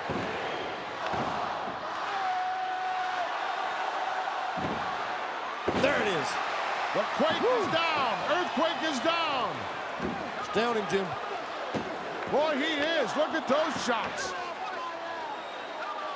Duggan's made a mistake. He should have stayed with him. Yes, he should have. The quake's down, Don't and he's let having that- a lot of don't trouble let getting back up. He's going for that big block. Here he comes at three-quarter stance, and whoa, he nailed him in the corner. My. There was nowhere for Earthquake to go except back into the turnbuckles. He's going for it again. He might be going to the well once too often. Hacksaw says, I'm going to give another one. It's the only way he'll beat him is to keep knocking him down. There he is. Oh, look at this. Ooh! Ooh! Involvement from the outside by the Colonel. That's about all she wrote if he gets that big one in. Elbow What nails an him. elbow. What an elbow. It's over. He did it. Here is your winner, Earthquake! Well, they should have announced Jimmy Hart as well. I don't think so. I think that was a truly magnificent victory by Earthquake there, attained solely by himself. He showed a great deal of courage, tremendous recovery capabilities, and he wound up the winner in this a fantastic match. What? Are you watching the same match we were watching, sir? Oh, look at this. Some troops from the outside coming in now. Coco, beware. He's getting rid of everybody. Yeah. comes the 2x4. Get rid of that. With the 2x4. Get rid of that 2x4. Look at this. Earthquake headed for higher ground, and Hacksaw right on his tail. Should have been an automatic disqualification as soon as that little pipsqueak jumped up on the apron and interjected himself into the match. Excitement just keeps continuing to build here in Madison Square Garden. Right now, we're going to go to an individual rapidly climbing the ladder of success here in the WWF, my friend Sean Mooney. Well, thank you, Gorilla. Bret the Hitman Hart less than 2 weeks away from a tremendous tag team encounter where you will team with Jim the Anvil Neidhart. You'll face the Russian Bolsheviks at WrestleMania 6. But tonight, it's singles competition of which you are well known for. You meet a man who not only has taken confidence to a new extreme, he wears his arrogance. Well, let me tell you something. That's the best part about the Hart Foundation, but that's the real great part about the Hitman. Singles competition, I'm not afraid to step in the ring with an arrogant egomaniac like the Model. Rick Martel is going to find out the hard way what the Hitman is all about. The excellence of execution is going to take the Model, and I'm going to wipe all that arrogance right out of him. Okay, well, some people have said that his ego has gotten in the way of his performance as of late. Would you agree with that statement? I'm sure it does. Anyone with an ego that big can't be thinking about too much wrestling when he's thinking about himself. Please, Mr. Martel, don't you think the arrogance is a bit thick in here already? Come on, it's a great smell. You love it. Come on, say so. Yeah. Well, I'd rather talk about this match. You just heard the comments of Bret the Hitman Hart. He believes that perhaps your ego has gotten in the way of your late performances. Bret the Hitman Hart, just like everybody else, is jealous of the Model because only I can wear arrogance. Yeah, this fragrance of the 90s for the men of the 90s. And Bret the Hitman Hart, you're from the past, and I'm going to prove that in just a little bit. Yes, but you know, I got to give that to the Hitman. He's a great wrestling technician. Yes, he's a great wrestler.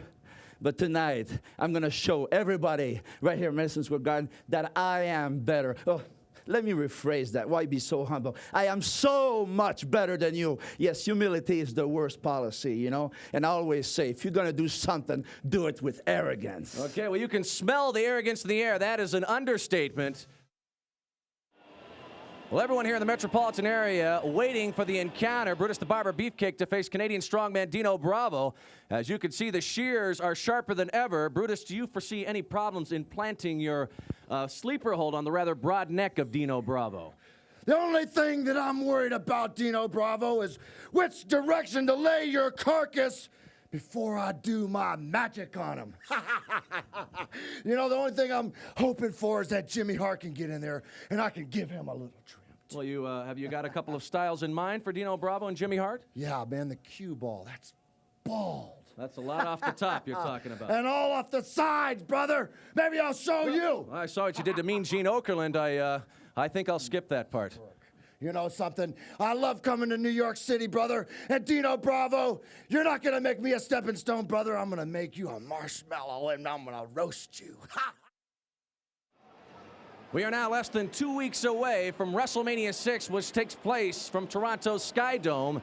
And tonight, Mr. Perfect, you meet a man who at this point is ready to erupt at any time, the Intercontinental Champion, the Ultimate Warrior, who, by the way, claims tonight he will end your perfect record. Everybody thinks the Ultimate Warrior is the man that's going to stand that tall and is going to be the man to fill the shoes of Hulk Hogan. Well, Ultimate Warrior, let me tell you what Mr. Perfect thinks about you. To me, you're a painted pansy walking around the World Wrestling Federation talking to some gods that give you ultimate power. Well, Ultimate Warrior, you better realize one thing next time you're 40,000 feet up. Mr. Perfect is flying higher than anybody else in the World Wrestling Federation. And I'm going to prove to everybody that you're just a man and that you'll go down just like any other man. We're back, folks, and as always, action hot and heavy here in Madison Square Garden. And you heard Mr. Perfect. He said he's going to prove to everyone that the Ultimate Warrior is just another man. With that, let's go down to our ring announcer, Howard Finkel. Ladies and gentlemen, the following contest is scheduled for one fall. Soon to come down the aisle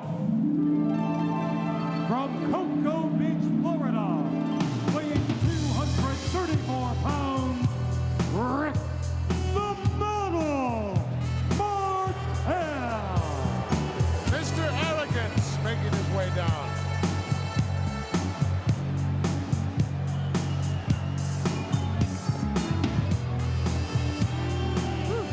Your Lordship, they tell me there's no conceit in the Martel family, that Rick has it all. Well, I'm not going to argue with that. He is a little conceited. He does allow that ego to be visible. But let us face it, once this man gets into the ring and he starts wrestling, there is probably no other wrestler who is better than he. He is a magnificent wrestler, keeps himself in wonderful physical condition. I don't like the smell here tonight. Yes, you people stink. Hillbilly, is he referring to you? I'm gonna correct the situation. I'm gonna spray my beautiful fragrance, arrogance. I'd rather smell a polecat. Have you gotten a whiff of that stuff yet, Your Lordship, what it smells like? Yes, it's rather nice. It's sort of like a Drakkar in a while. Rather nice. Yeah, see, he likes it. There's a fellow there who likes it. And it's very attractive to the ladies, too. Yeah, they all seem to be real happy tonight. And his opponent, $1.39 a gallon, I understand. from Calgary, Alberta, Canada, Bug spray. weighing 235 pounds, Bret Hitman Hart. What a matchup this is going to be. The Hitman against the Model. Classic confrontation. Gorilla, this man, Bret Hart, is talented. The other wrestler in the ring with him or against him, Rick the Model Martel, is gifted. So you've got two great things coming together here, two great powers of wrestling. One is talented and one is gifted. Makes for a most interesting confrontation. It does indeed. Comes down to what's called a gut check. Who wants it the most? Who's going to be the lucky person to get the Hitman shades this week? Maybe Howard Finkel. Highly unlikely. He's looking around. He wants a new pair to go with to Hollywood with, I believe. Finkel, Mr. Finkel. To Hollywood. Yes, he's got another big starring part in the film. He does. Oh, Yes, I didn't know that. What is the film? You know, Your Lordship? I'm not quite sure of the title yet. Thought maybe they were just going to plant his feet in cement permanently out there. There's the youngster. There's the recipient of the Hitman shades.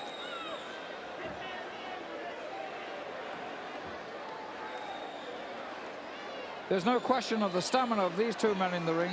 This match could go on all night long here. And if one of them doesn't beat the other one, that's exactly what could happen to the time limit in any case. Martel looks really very well, so finely conditioned. Ripped to shreds, isn't he? Oh, there he is. You got to give him credit, guys. This guy's in excellent condition, 24 hours a day, 12 months out of the year. This guy here knows what he wants. And, hey, he's proud of himself. If you don't believe it, just ask him. Both of these gentlemen, former co-holders of the World Wrestling Federation Tag Team Championship belts. As the Anvil was the partner of the Hitman. And Tito Santana, the partner of Rick Martel. Yes. You know, I really do believe, though, that since both these men have diversed from that and gone into single wrestling matches, I think they've both improved tremendously. Well, that tag team matchup still in the back of their minds is still very evident and obvious, because it wasn't only a week ago, Your Lordship, that the Hitman and the Anvil challenged the winner of Demolition and the Colossal Connection from WrestleMania 6. Yes. They want to have first crack, and I believe they are the #1 challengers. They are definitely the logical #1 challengers. Of that, there's no doubt. That's exactly right. Tremendous combination, the Anvil and Bret Hart, the Hitman. But you know what, folks? You got to give credit where credit's due. This Bret the Hitman Hart, but he kind of went away from the Anvil a little bit. He did it like a man. This Martel turned his back on Tito Santana. Well, he not only believed, turned his back, he stuck a knife in him. Yeah. Well, he believed that Santana had let him down. I mean, you can't blame anybody for their beliefs, surely. Yeah, but you can hold a man responsible for the way he conducts himself. We all got to be held responsible for our own actions. Don't you agree there, Drillo? Absolutely. Everyone is put on this earth for a purpose, Your Lordship, even if to be a horrible example. That's right. Nice move and a nice back roll up by the Model. This is wrestling of the highest caliber. Two great wrestlers in the ring. Hitman has what I like to call excellence of execution, and for that matter, so does the model. Yes. This right here is as fine a match as you're ever going to see, boys. There ain't no two guys any better prepared for this than these two guys. They're always ready.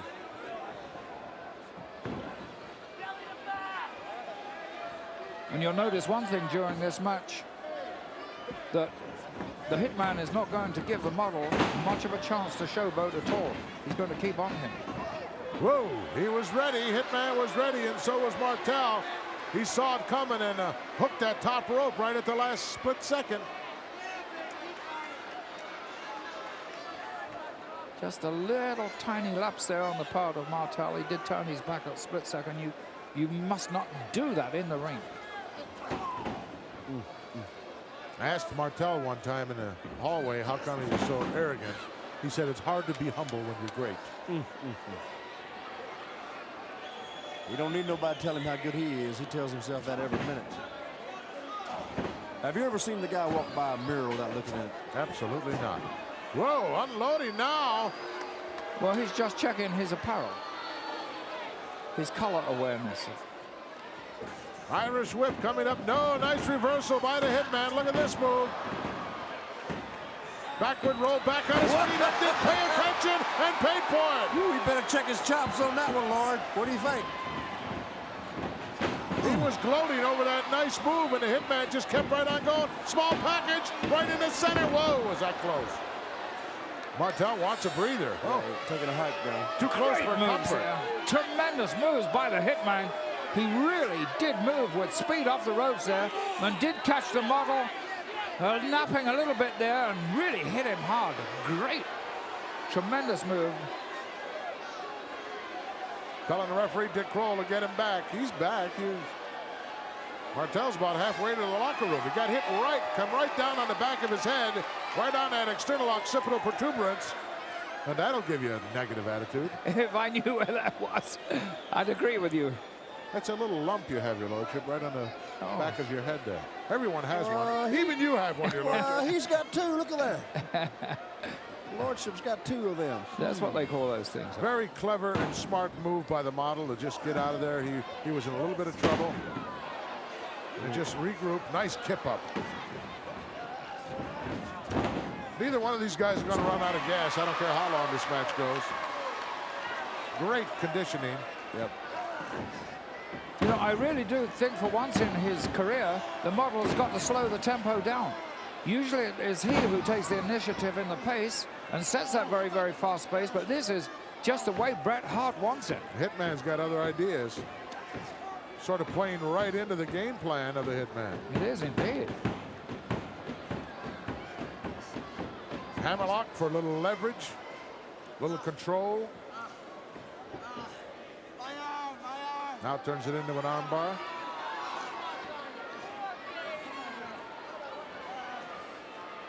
I don't imagine neither one of these individuals has trouble getting a date for Saturday night, your lordship. I would definitely think not. Martel is really a superbly handsome fellow, and I understand all the girls actually swooning when he walks into the arena, whereas Hart has a sort of a rugged handsomeness. You couldn't say he was truly a good-looking man. Look at the beautiful leapfrog. Hip lock blocked by the Hitman for a backslide. Whoa, was that close again. And waited for him to get up and suckered him right into that nice arm drag. Perfect timing by the Hitman. Oh, so beautifully executed. He uses that phrase that you gave him, Gorilla. Excellence of execution. And he shows you exactly why you said that a long time ago about him. WrestleMania 6 just around the corner, less than 2 weeks away and counting. Skydome, the location, first international WrestleMania in the history of the World Wrestling Federation, an international WrestleMania. I'll tell you one match I'm looking forward to. Hot Rod against You know who, your lordship? Yes, I do indeed. Bad A News man from Brown. just around here. Just around the corner here up in Harlem. Bad News. And, you know, I think they're going to have a heck of a time keeping that match inside the ring. Yes, a man who walks to the auditorium here, the Garden, and says he hopes to get mugged every night he comes here because he wants to show them just how tough he is. His lordship referring to Bad News Brown. That match, he and Hot Rod, Roddy Piper, will be facing off in less than 2 weeks at WrestleMania 6. You can bet the farm that one will get out of control.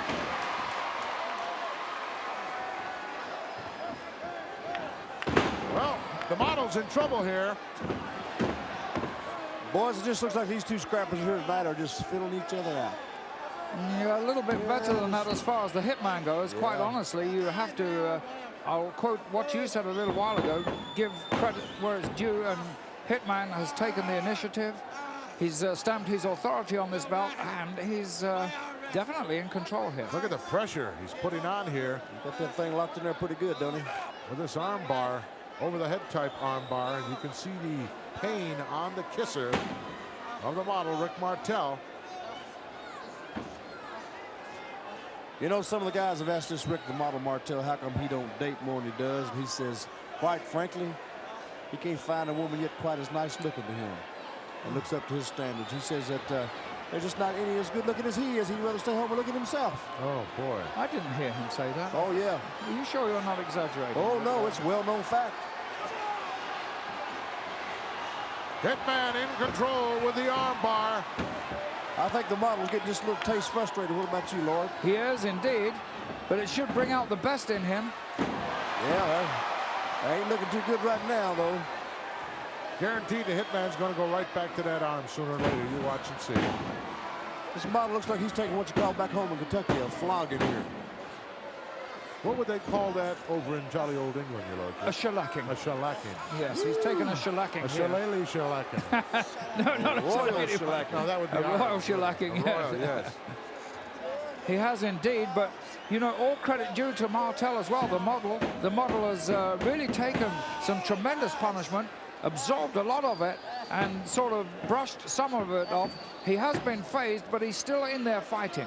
He sure is. He's a long way from either getting pinned or submitting, I'll tell you right Trying now. to reach the ropes here with his foot.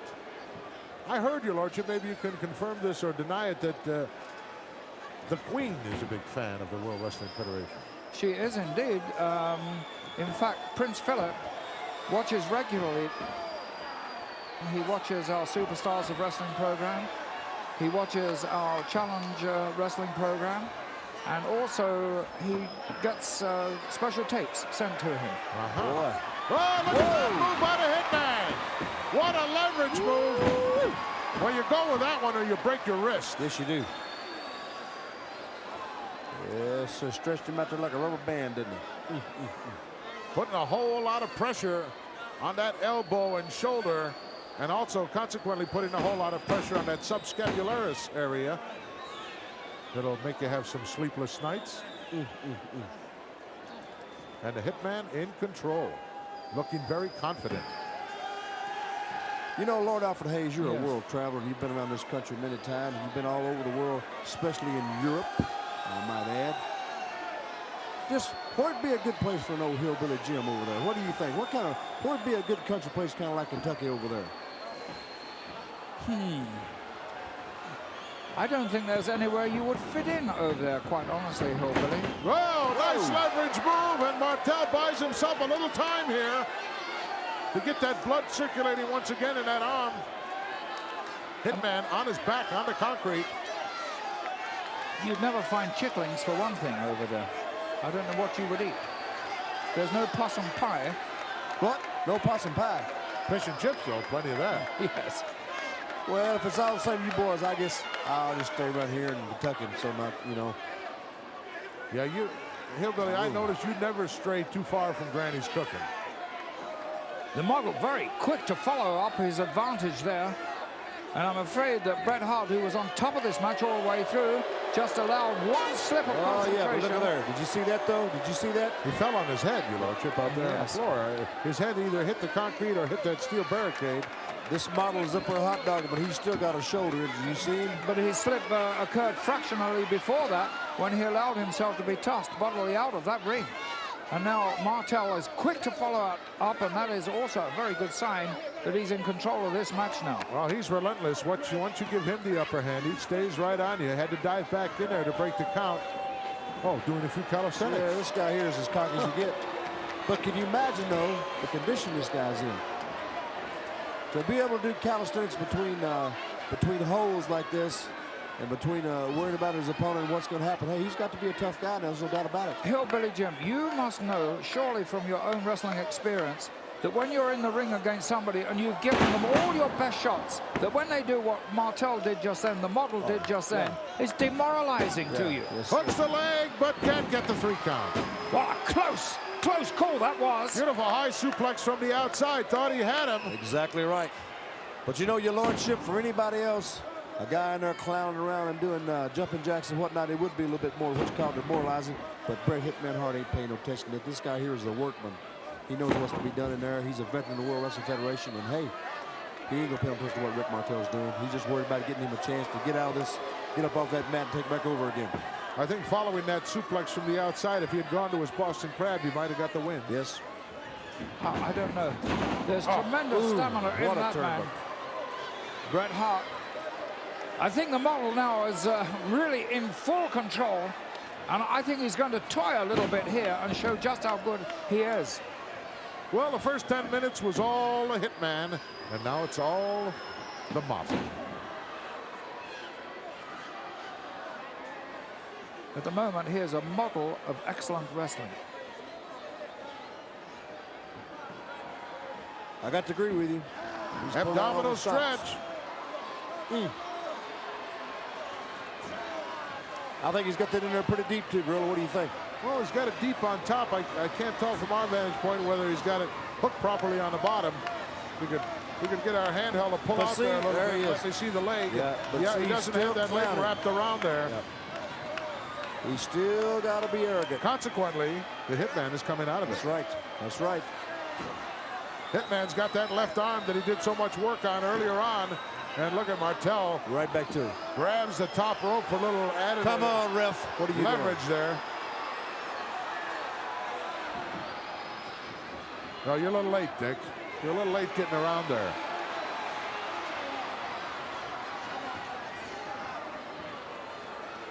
Tough job refereeing here in the World Wrestling Federation. That's right. You can't get on those guys very much. I tell you, it's amazing to me they call it as good as they do. I turn them down, Your Lordship, every time I'm asked to be a guest referee. I say thank you, but no thank you. No. What great geographical awareness the model has in the ring. He can locate himself in a position where he can go and take that top rope and really do damage with it. What'd you say? What kind of awareness he have? Geo-huo? Geographical. In close proximity to wherever he is.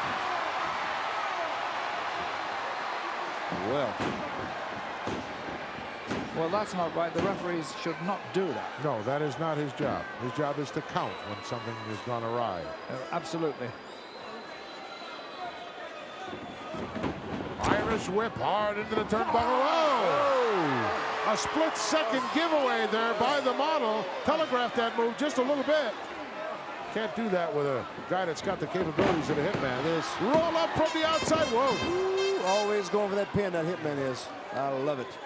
And that was on the previously injured shoulder of the model. And the model, although he's standing up now, I think he's in a great deal of trouble. Yes. He's having difficulty with that left arm. He's trying to disguise that fact, but we'll watch that particular part of his anatomy quite closely. Look, he's lifting it. I think he's trying to show that it's not hurt, but it is. Well, he's gone to work on the lower back area, the short rib area, the kidney spot. Uh-oh, perhaps the Boston Crab here. He's going for it. He's trying to get him over. Got him halfway there. All he's got to do is step through here. Oh, the Hitman turned him all the way around. Nice counter move. I see just a little touch of frustration now sitting on the model. He looks just a little bit frustrated. He's giving this guy some of his best shots, you know that. And he's still in there with him. Classic confrontation here in Madison Square Garden. Gorilla Monsoon along with Hillbilly Jim and his lordship Alfred Hayes. And what a matchup we're seeing. And that's as close as you can get to a man inside the ring. Our cameraman bringing us right into the face of the Hitman, Bret Hart. Going to use a slingshot here. Oh, the Hitman brought his knees up right at the last moment. Oh, big mistake by the model right there, boys. Big mistake.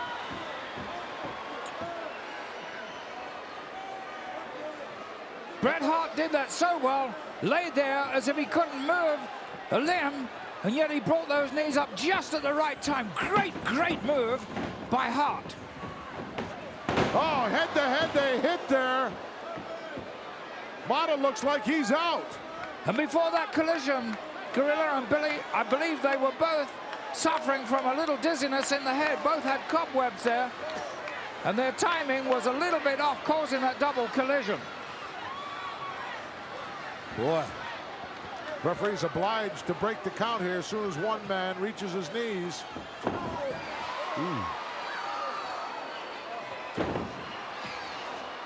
Now it's just out-and-out war now. Forget about everything and just get a victory any way you can. Oh, it was a karate-type chop or something in the throat there. Right to the esophagus. Yeah, boy. I do believe both men are trying to finish this off as quickly as they can now. They've been in the ring a long time. They both suffered, and they must be draining some of that tremendous energy they have. Inverted atomic drop by the Hitman. Boy, did that take a toll on Martel. And Hart getting some tremendous licks in now against the model. Martel backing off, begging for a little mercy here. Highly unlikely that he'll find any. Oh, snap suplex. Beautiful. Hitman drops an elbow, goes for the cover. Two. Whoa, was that close? Hitman feels it now. He feels it now. Plants him once again. Second turnbuckle on the inside. Ooh. Right on the kisser. Should be all over. Oh. No. Wow. What conditioning by this model. This is unbelievable, folks. Neck breaker. Boom. A beauty. And Martel out the back door once again, just barely. You cannot execute it any better than Hart did just then, and yet somehow Martel the model got out of that. How did he do that? Fantastic conditioning. That's the only thing I can say. Hitman right after him as Martel tried to get a breather outside the ring, and Hitman right on his case, brings him back inside and continues to unload. Backbreaker. Oh, beauty. Get on him, Bret. Some devastating moves by Hart, and yet still the model is getting away from them every time. He doesn't know where he is. He knows he's outside the ring. Hitman right after him again. But the model is not determined. I mean, he is determined, I should say, not to submit to him. Wow. You know, guys, you hate to see a loser in this match. This has been an incredible match. He's saying, wait a minute, Bret, let's talk this over. It's too late for that. Drop kick right on the mark. Oh, what resources of strength Hart has. In fact, both men come to that. Hart stopped them. I thought he was going to go for a Boston Crab of his own. Another cover and a 2 count once again, and Martel bails out once again. The model doing the right thing here, but Hart also doing the right thing, not giving him a chance. Eye gouge, that'll buy him a little time.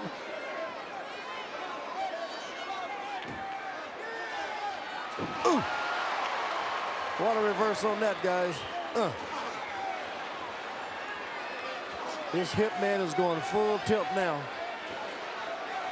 Shot after shot by the Hitman. Look out, atomic drop. Yes, he nailed him.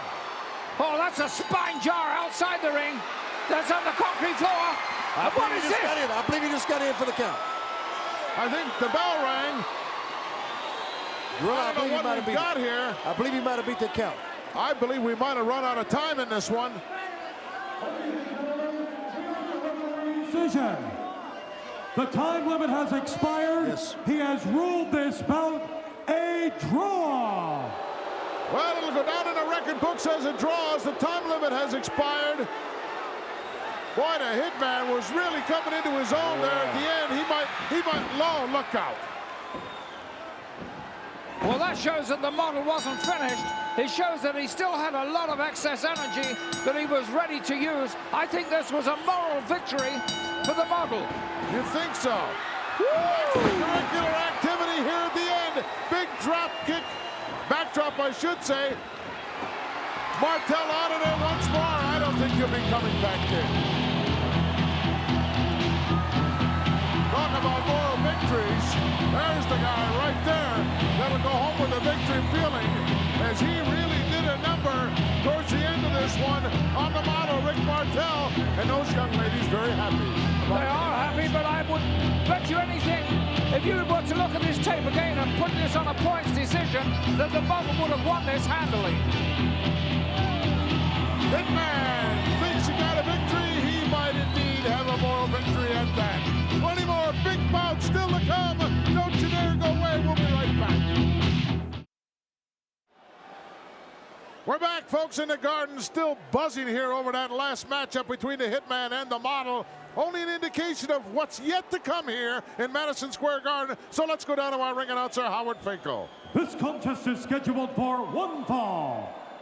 About to come down the aisle with his manager, the Mouth of the South, Jimmy Hart, from Montreal, Quebec, Canada, weighing 260 pounds. He is the self-professed world's strongest man, Dino Bravo.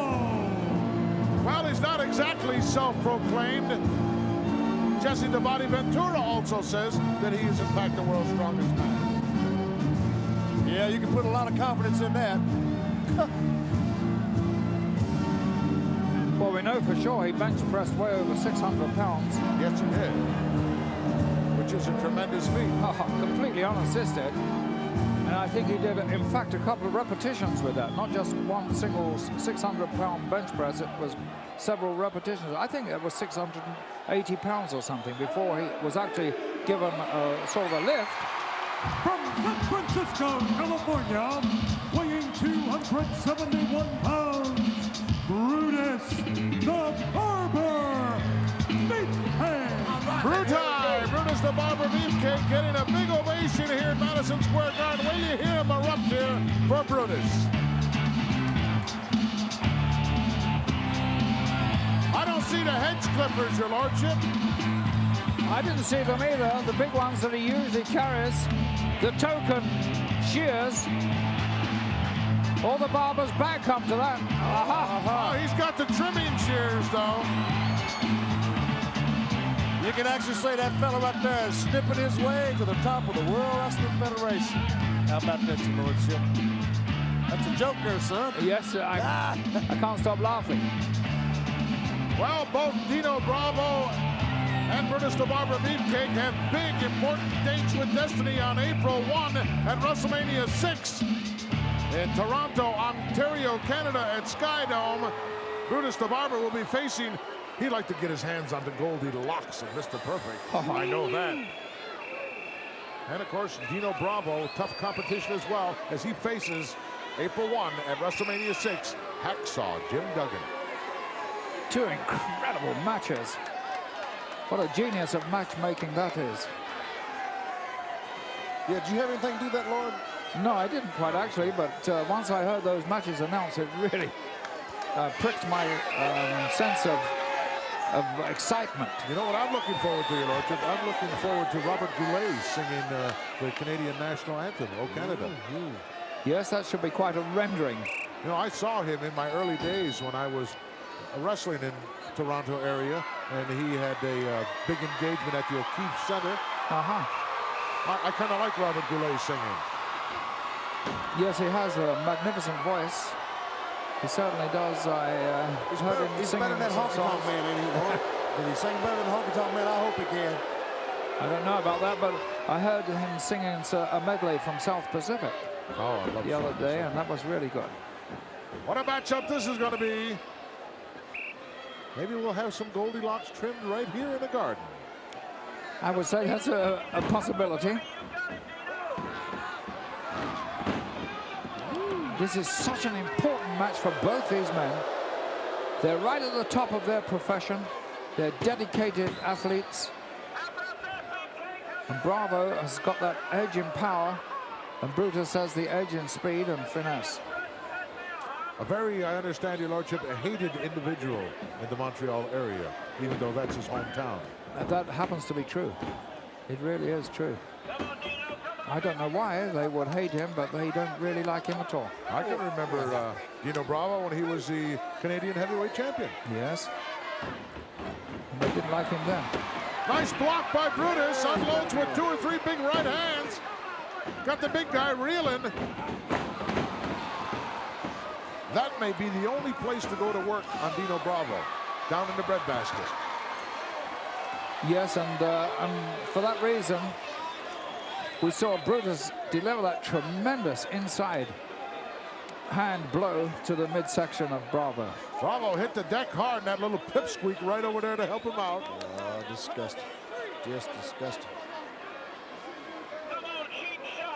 You know, Your Lord, you made a comment about he is a known bad news figure in Montreal. Nobody likes him much, if you know what I'm saying. But let me say this about him: it's not easy. It's not easy to be liked when you're a rule breaker. Woo! There you go. Brutus got something for that. Look at that. Man, no words necessary to describe that. No descriptive adjectives necessary. Yeah, well, I don't really endorse that, quite honestly. I think that he shouldn't do gestures like that in the ring. I agree with you, Your Lordship. It's in bad taste. Extremely so. Now let him get on with wrestling this huge, powerful Canadian, Bravo French wants Canadian. a test of strength here. Brudai, no slouch when it comes to the bench press either. Exactly right. Up around that 500-pound plus mark. Yes, he has tremendous upper body strength, but not comparable to Dino Bravo, surely. As is obvious right here. Brudai on his knees. And gloating, the Colonel, the mouth of the South, Jimmy Hart. At WrestleMania, Your Lordship, I understand that the Colonel and the Rhythm and Blues is going to debut their latest hit. Honka, Really? honka, honka, honky love. Is that the name of it, Your Lordship? I don't. What is a honky anyway? What does that I mean? don't know. What is a honka? There's 3 hunkas and a honky and some love involved, and they're going to debut it. It's not one of my favorite country and western songs. I know that. Mine neither. And tell me, is the other part of Rhythm and Blues, the blues part, going to sing as well? I hope not. So do I, quite honestly. You're referring to the Hammer Valentine. Yes. I hope not. Or Greg the Pelvis. Oh. That's what he likes to be called now, I understand. Not Greg the Hammer anymore? No, I don't think so. They were going to do that other tremendous country and western hit that I like, but they're not going to do that one anymore. Which one was that? Yeah. That's the one, I think the title is, I've got hair oil on my ears and my glasses are slipping down, but I can still see through you, baby. I think that was the name of it, I'm not sure. Brudai trying to come out of this. Got to get up to your feet, my boy. He's trying to do just that. Alleviate some of that downward pressure.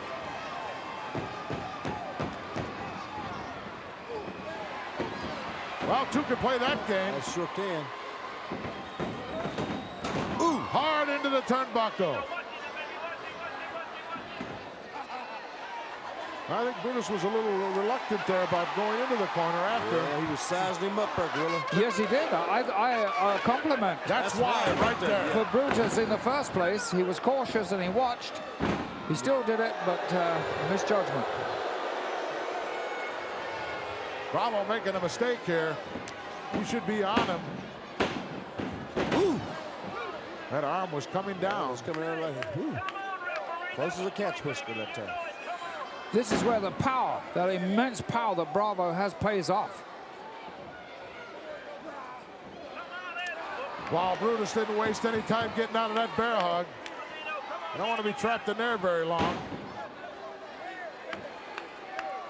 Well, the way this match is going right now, maybe it's Bravo who'll be doing some hair cutting. I doubt it. Thing is seesawed back and forth several times. Ooh. Couldn't hold him up there. Whoa! Well, that's practically 270 pounds of sheer muscle and bone that he had up there, and his balance wasn't quite right.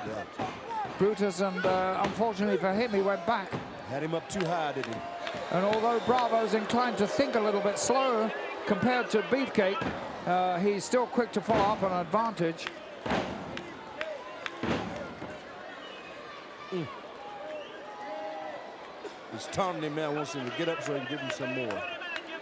He loves to dish it out, don't he? I'll tell you what, he knows how to slap on that full Nelson, too. He sure Dino does. Bravo does. Oh, Maybe my that's what Lord. he's looking for. No, he's going for the bear hug again. He's a very damaging wrestler once he gets on top. He's not the type to let you loose for one moment if he does have the upper hand. Shaking Brudai like a rag doll. Bear hug will take its toll. Bravo listening to advice from his manager there, and he is an astute little fellow, the Mouth of the South, Jimmy Hart. Well, at one time, there was a lot of gold in the Hart family. Had the World Wrestling Federation Tag Team Champions, the Intercontinental Champion, in the form of the Honky Tonk Man, claiming to be the greatest of all time. That's right. I think he had a valid point. Yeah, well, that's Jimmy He Hart. held it the longest. No question He about did, that, Your he Lordship. did. But just Jimmy Hart's just anybody's dog got to hunt with him. Whoever's hot, he'll go with him. Just like the rest of them managers. We're talking about that Bobby Heenan. We're talking about that Slick. And it goes on down the line. Look, we can get a close-up there of the hand and the arm of Brutus Beefcake, and that is very limp indeed. Yeah. He's either trying to get some energy back into that body or it's already gone. Well, the referee's going to be checking it out here very shortly. There's a great shot by our number 7 handheld. Right in there, up close and personal. Beautiful. Makes you feel like you're right in the ring with them guys, don't it?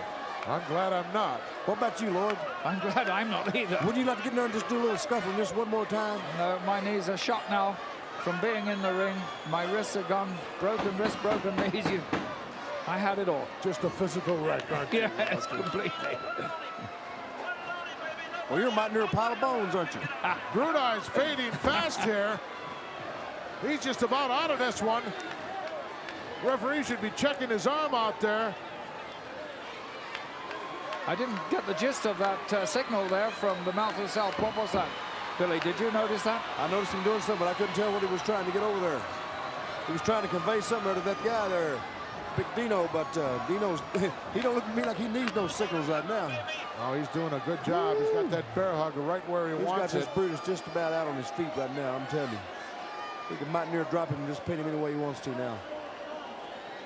Well, you squeeze hard enough and you don't allow that chest to expand and contract, and consequently you can't get any oxygen in, and when the muscles don't receive any oxygen, the lights go out. Bravo pulling away there. I think he's got Brutai out on his feet, you know. Well, the arm dropped once. If it drops 3 times, the match is over. That's twice. And he's allowing that 2-second interval in between. Oh, the 3rd time it stood up there. Brudai's got a little something left. You can never break it. There it is. There's his shot. He better go with it now. He better go with it now, Gorilla. Well, he doesn't have a whole lot left. He was almost out of it himself. Oh, yeah. Good move, Brutus. Ooh. Clothesline by Brudai. And another one. Clothesline. That's right. Bravo's in trouble now. Brutus, second turnbuckle on the inside, nailed him right between the eyes. It's amazing what a little success will start that adrenaline flowing. And look at Brutus now, great conditioning. And tremendous accuracy as well. Uh-oh, he gave the sign. He's going to slap the sleeper on him. Big guy. Back throw, setting him up just a little bit more. Bravo in trouble.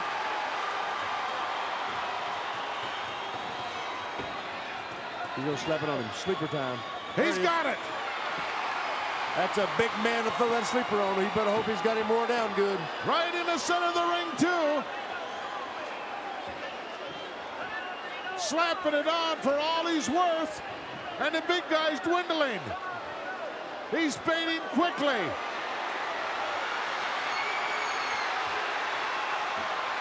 And Look out! Coming down now. Earthquake down there. And Jimmy Hart up on the apron. What is this? What is this? Oh, come on, ref. Throw this thing out right now. And Jimmy Hart's got the attention of the referee, and he's seeing nothing at all. He's distracting that referee all the time. Earthquake just rammed Brudai into the steel post. And the referee never saw any of it. Come on, this is totally not right, guys. This should not be happening. And Bravo still just about out of it. The referee's laying the count on Brudai. That count is still going on, and he's run for the bell. Run for the bell, can you believe it? For goodness sakes, guys. Beefer's The been winner counted of this out. bout, as a result of a countout, Dino Bravo. No, as a result of the earthquake getting involved, the winner is Dino Bravo. And I think they're going for the scissors. I think they're going to take... No, look at this. Jeez. Earthquake on Brutus there and crushed his chest. Oh, come on, he's enjoying this. This is too much. Come Get on, him out of referee, do your job in there. Get that guy out of there. there. Get him out of there. This is uncalled for. He's going again. Oh, no. Ah, I hate this. And the Mouth of the South has told Earthquake, keep doing it. Keep on to him. Keep on to him. Referee's lost some control here. Now here comes two more referees. It might take more than that to get Earthquake out of here. Gorilla, there's no excuse for this. This should not be allowed. This guy here should be fined. He should be put out. He should not even be on WrestleMania for this. Well, that's exactly what those referees are telling him now, that he's in danger of being suspended, in danger of being fined. I don't think a fine would make much difference to him. Suspension, however, would. Well, that's the first movement I've seen out of Brutus since he got those two elbows dropped on him. That's a good sign. It's a good sign. At least he's moving. Dino Bravo can now tell you what the Beefcake Sleeper is all about, because he was, for all intents and purposes, out of it. Well, Beefcake is still down, and don't you know that Mr. Perfect is somewhere in the building watching this, and just hoping against hope maybe that Beefcake is sufficiently hurt that he's not going to offer much opposition to him at WrestleMania 6. Holding on to those ribs that were smashed into the steel pillar, into the post. Obvious winner of that match was, of course, the Colonel, the Mouth of the South, Jimmy Hart, and Earthquake, because it was not Dino Bravo who beat Brutus the Barber Beefcake. Everyone excited, everyone ecstatic about April 1, WrestleMania 6, Skydome, Toronto, Ontario, Canada. This contest is scheduled for one fall. Currently in the ring from Chattanooga, Tennessee, weighing 245 pounds, Pistol Pez Whatley. And his opponent,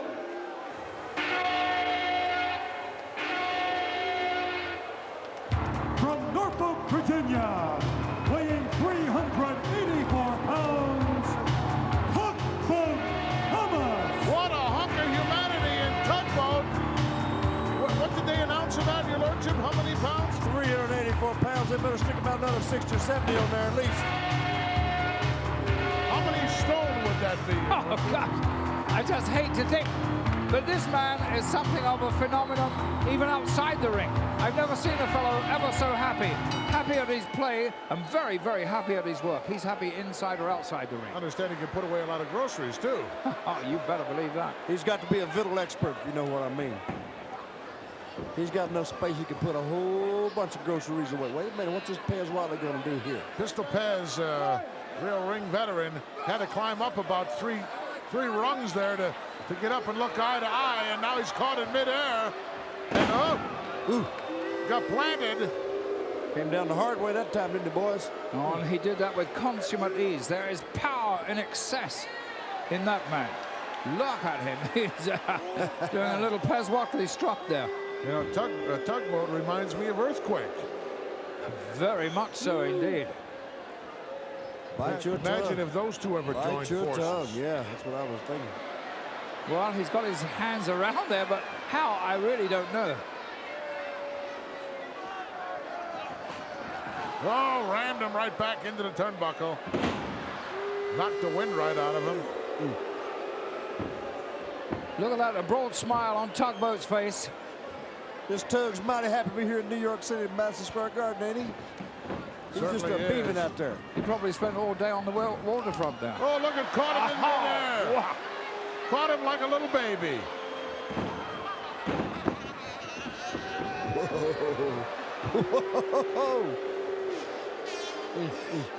I guess old Tugboat has to have all his clothes, especially just, you don't walk into Woolworths or Kmart, your lordship. No. Kmart and say, give me that one or give me this one or.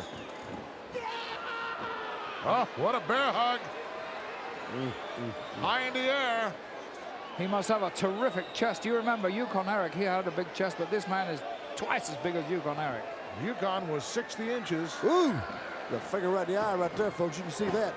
But Yukon was only, what, your lordship, 5'11"? Yes, he 6 foot at the wasn't most. a very tall man, not like this Tugboat. This Tugboat, 6'4", 5 or 6. What a career he's got ahead of him. Whoa. Almost knocked himself out there. Yes. Pez going to open up on him now. This is the only chance Pez Whatley's ever going to have against this fellow. He better make all use of it.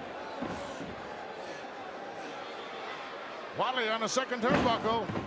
There's a headbutt. Sent the big guy down to a knee did. anyway. Look at him. He's mighty proud of himself, ain't he? Oh, what kind of a thing? What kind of a dance is that? Look at that. He's a revving up, ain't he? That's the Whatley wobble. Woo! Must be. Going up there again for that little extra added leverage. And nailed him once more, and the big guy went down like a ton of bricks. Whoa. Oh, now that is a flying headbutt. That's a headbutt and a half there, ain't it, son?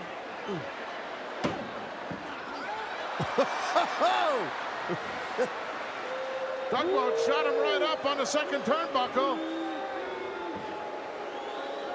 And Pez now going all the way to the top this time.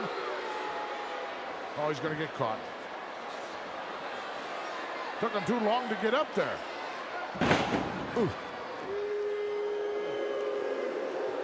A lot of power in that move there by the big man Tugboat. He's just taking his time now.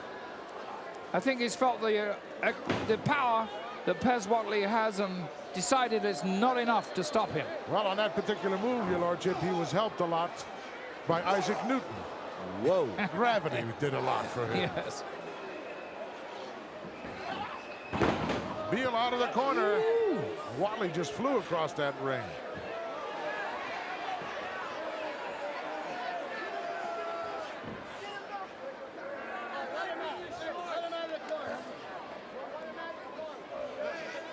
Going into his tights up for something there. Wait just a second here. You better pay attention to business there, Tugboat. This guy here's got something. I don't think did he get something out of there? I don't think so. Billy? No.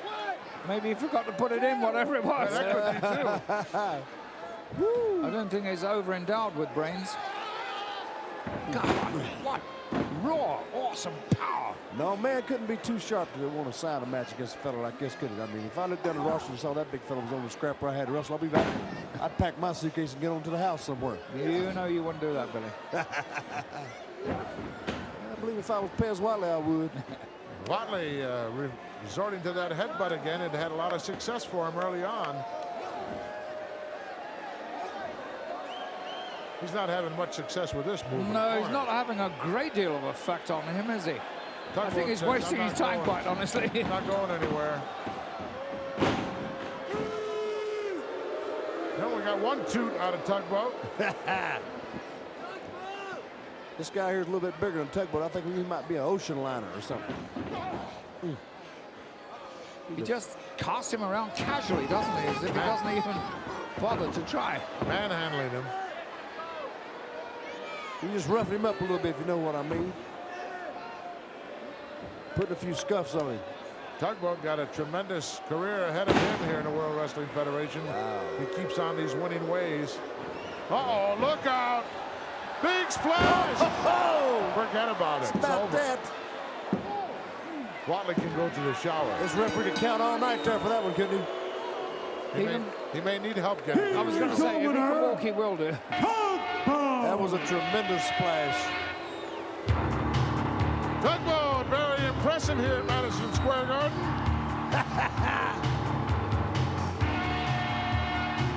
That's it, buddy. Woo.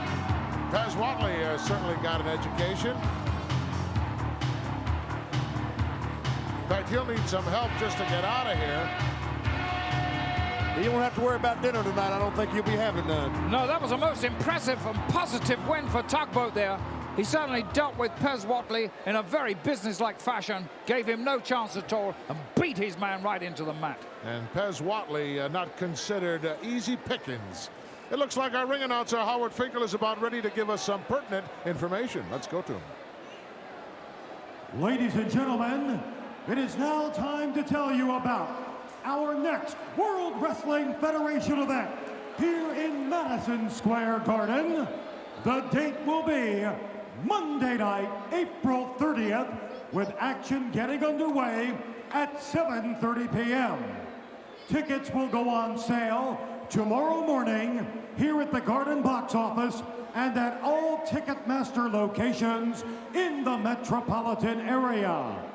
A tremendous card is in the process of being signed. However, tonight I announce the main event.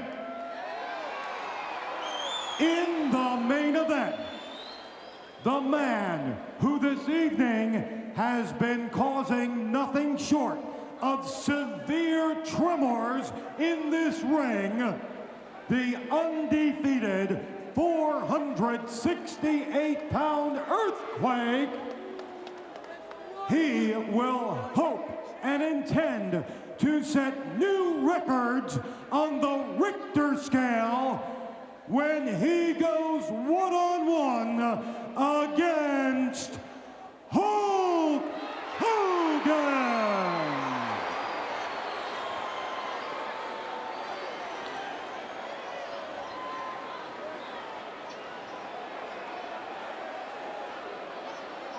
Now. Oh, boy. This guy's already been out of here one too many times already today.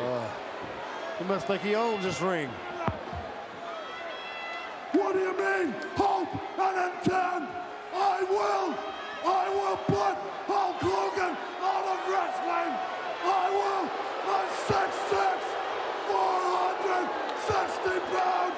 Hulk Hogan is going down by the Earthquake. The Earthquake! Nobody can survive the Earthquake! Well, a lot of guys claimed they could put Hulk Hogan down and didn't.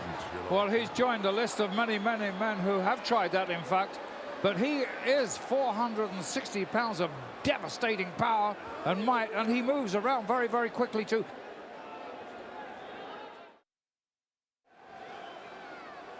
Well, we're back, and the time for talking is just about over. It's time for somebody to get out there and deliver. So let's take it down to Howard Finkel. Ladies and gentlemen, this contest is scheduled for one fall. Introducing first, about to enter the arena at a weight of 257 pounds, Mr. Mr. Perfect getting ready to make his way here into the Garden with his perfect record.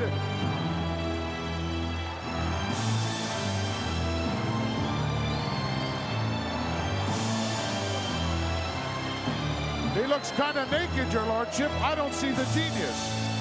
I wonder why. There's obviously a reason for that. He loves to have his mentor with him. I hope he's sick. Well, he may be lurking in the background. You never know. I mean, he has taken as a role model several other managers who've done the same thing. But I think that this man that we're looking now... He certainly doesn't need it. Oh, gosh, he has got such potential. He is vibrant. He personifies the youth of America. I think this is a man who could do it all. Like him or not, folks, we got to live with him. This guy is tough, and so far, he has been perfect. He's good to live with, believe me, but he's not good to be in the ring with. His opponent, weighing 275 pounds, here is the Intercontinental Champion, the Ultimate Warrior. Madison Square Garden has gone bananas as the Ultimate Warrior makes his way down, and he's on fire already. They're on their feet. The bell is gone. We're underway. out over the top. Yes, sir. This is what they come to see, Gorilla. This is it right here, baby. Oh, what a tremendous, inspiring start to this match by the Warrior. He came in on fire. Electricity, huh? Oh, completely on fire. Look at him.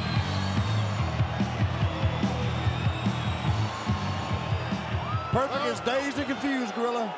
He made a very heavy statement last month here in Madison Square Garden, predicting that he will, in fact, spoil the perfect record of Mr. Perfect. He promised that to everyone.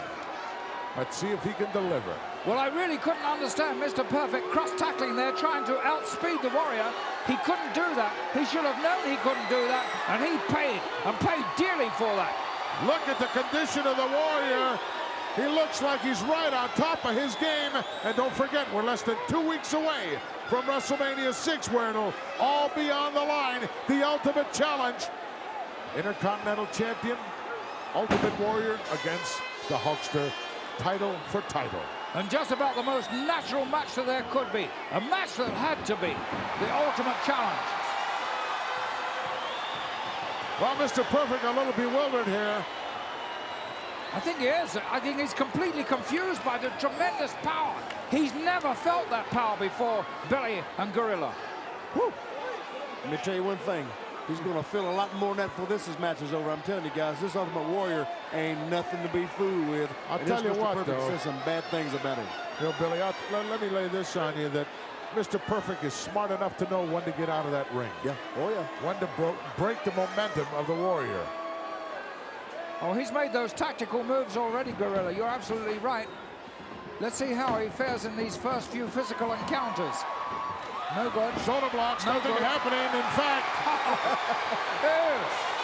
the man who was giving ended up receiving. Yes, and now he's totally confused, and this is probably where he misses the genius. Yep. He misses his back door now. Warrior with 2 hands full of hair, dragging him right around the ring on his knees. Doggies. Bulldog time. Nothing has gone Perfect's way yet. But the match a long way from being over, too. Oh, my word. The Warrior is measuring. Oh, he lost all idea of where he was in the ring then. And that was a terrible blow.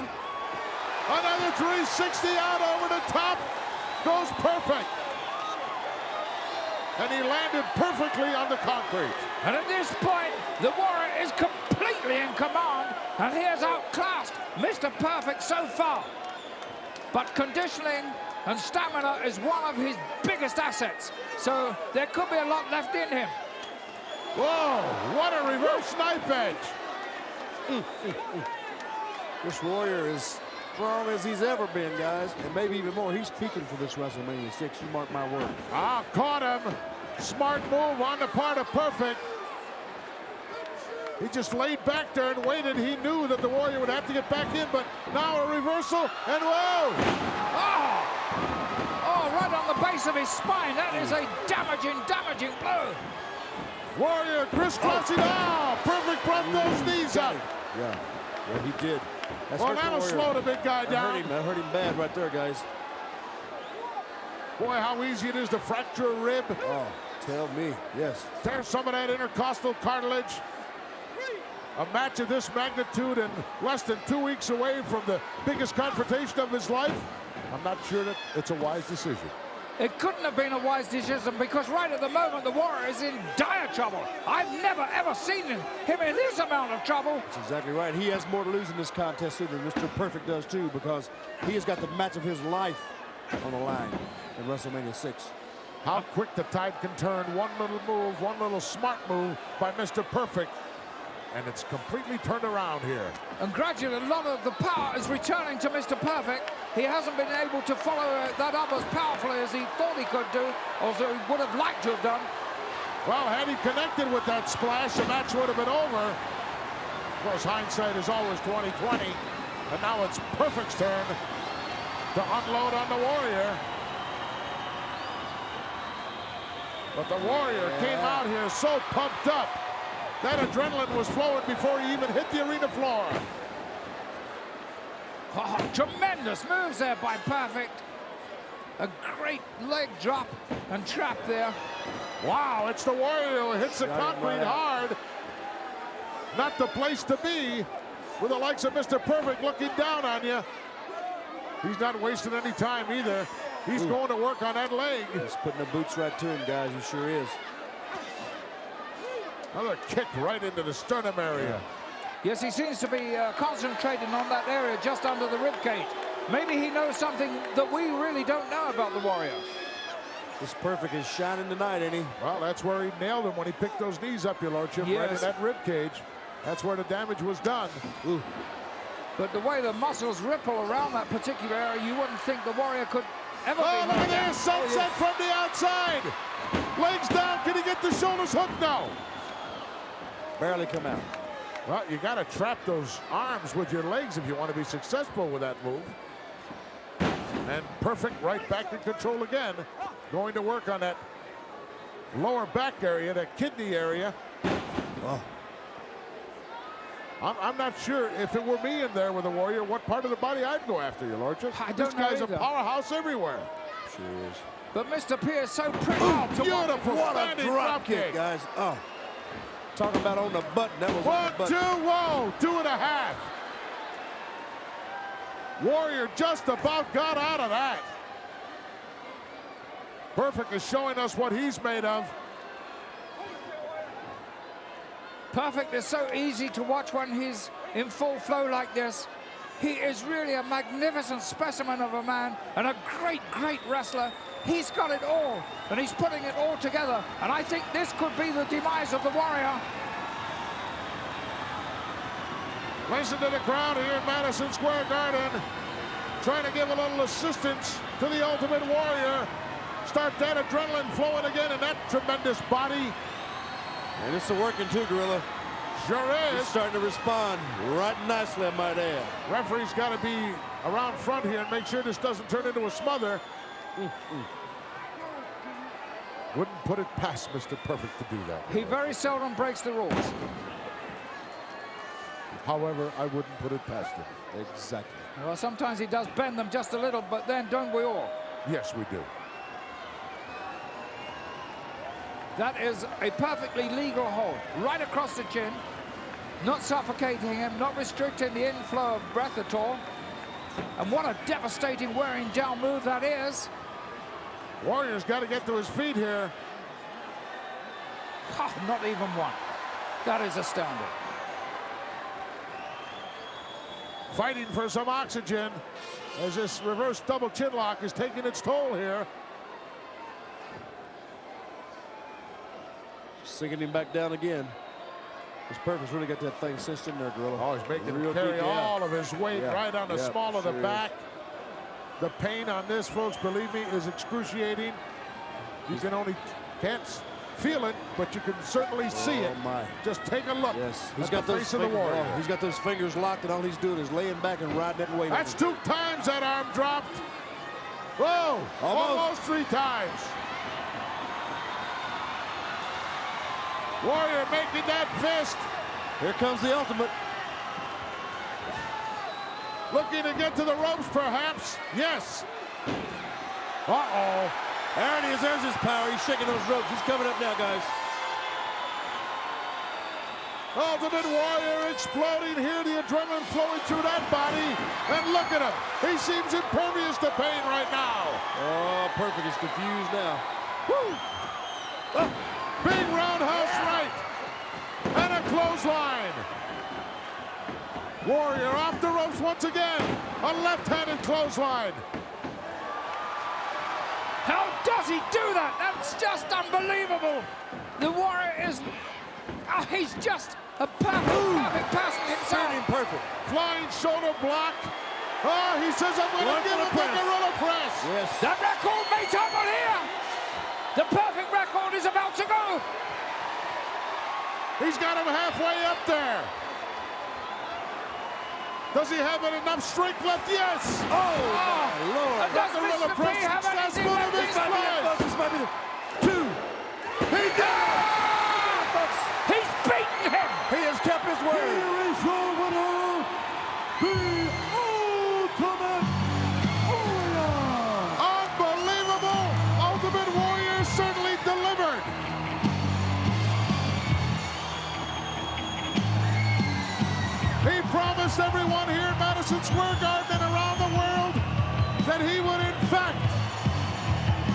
take Mr. Perfect and make his record imperfect. Absolutely unbelievable.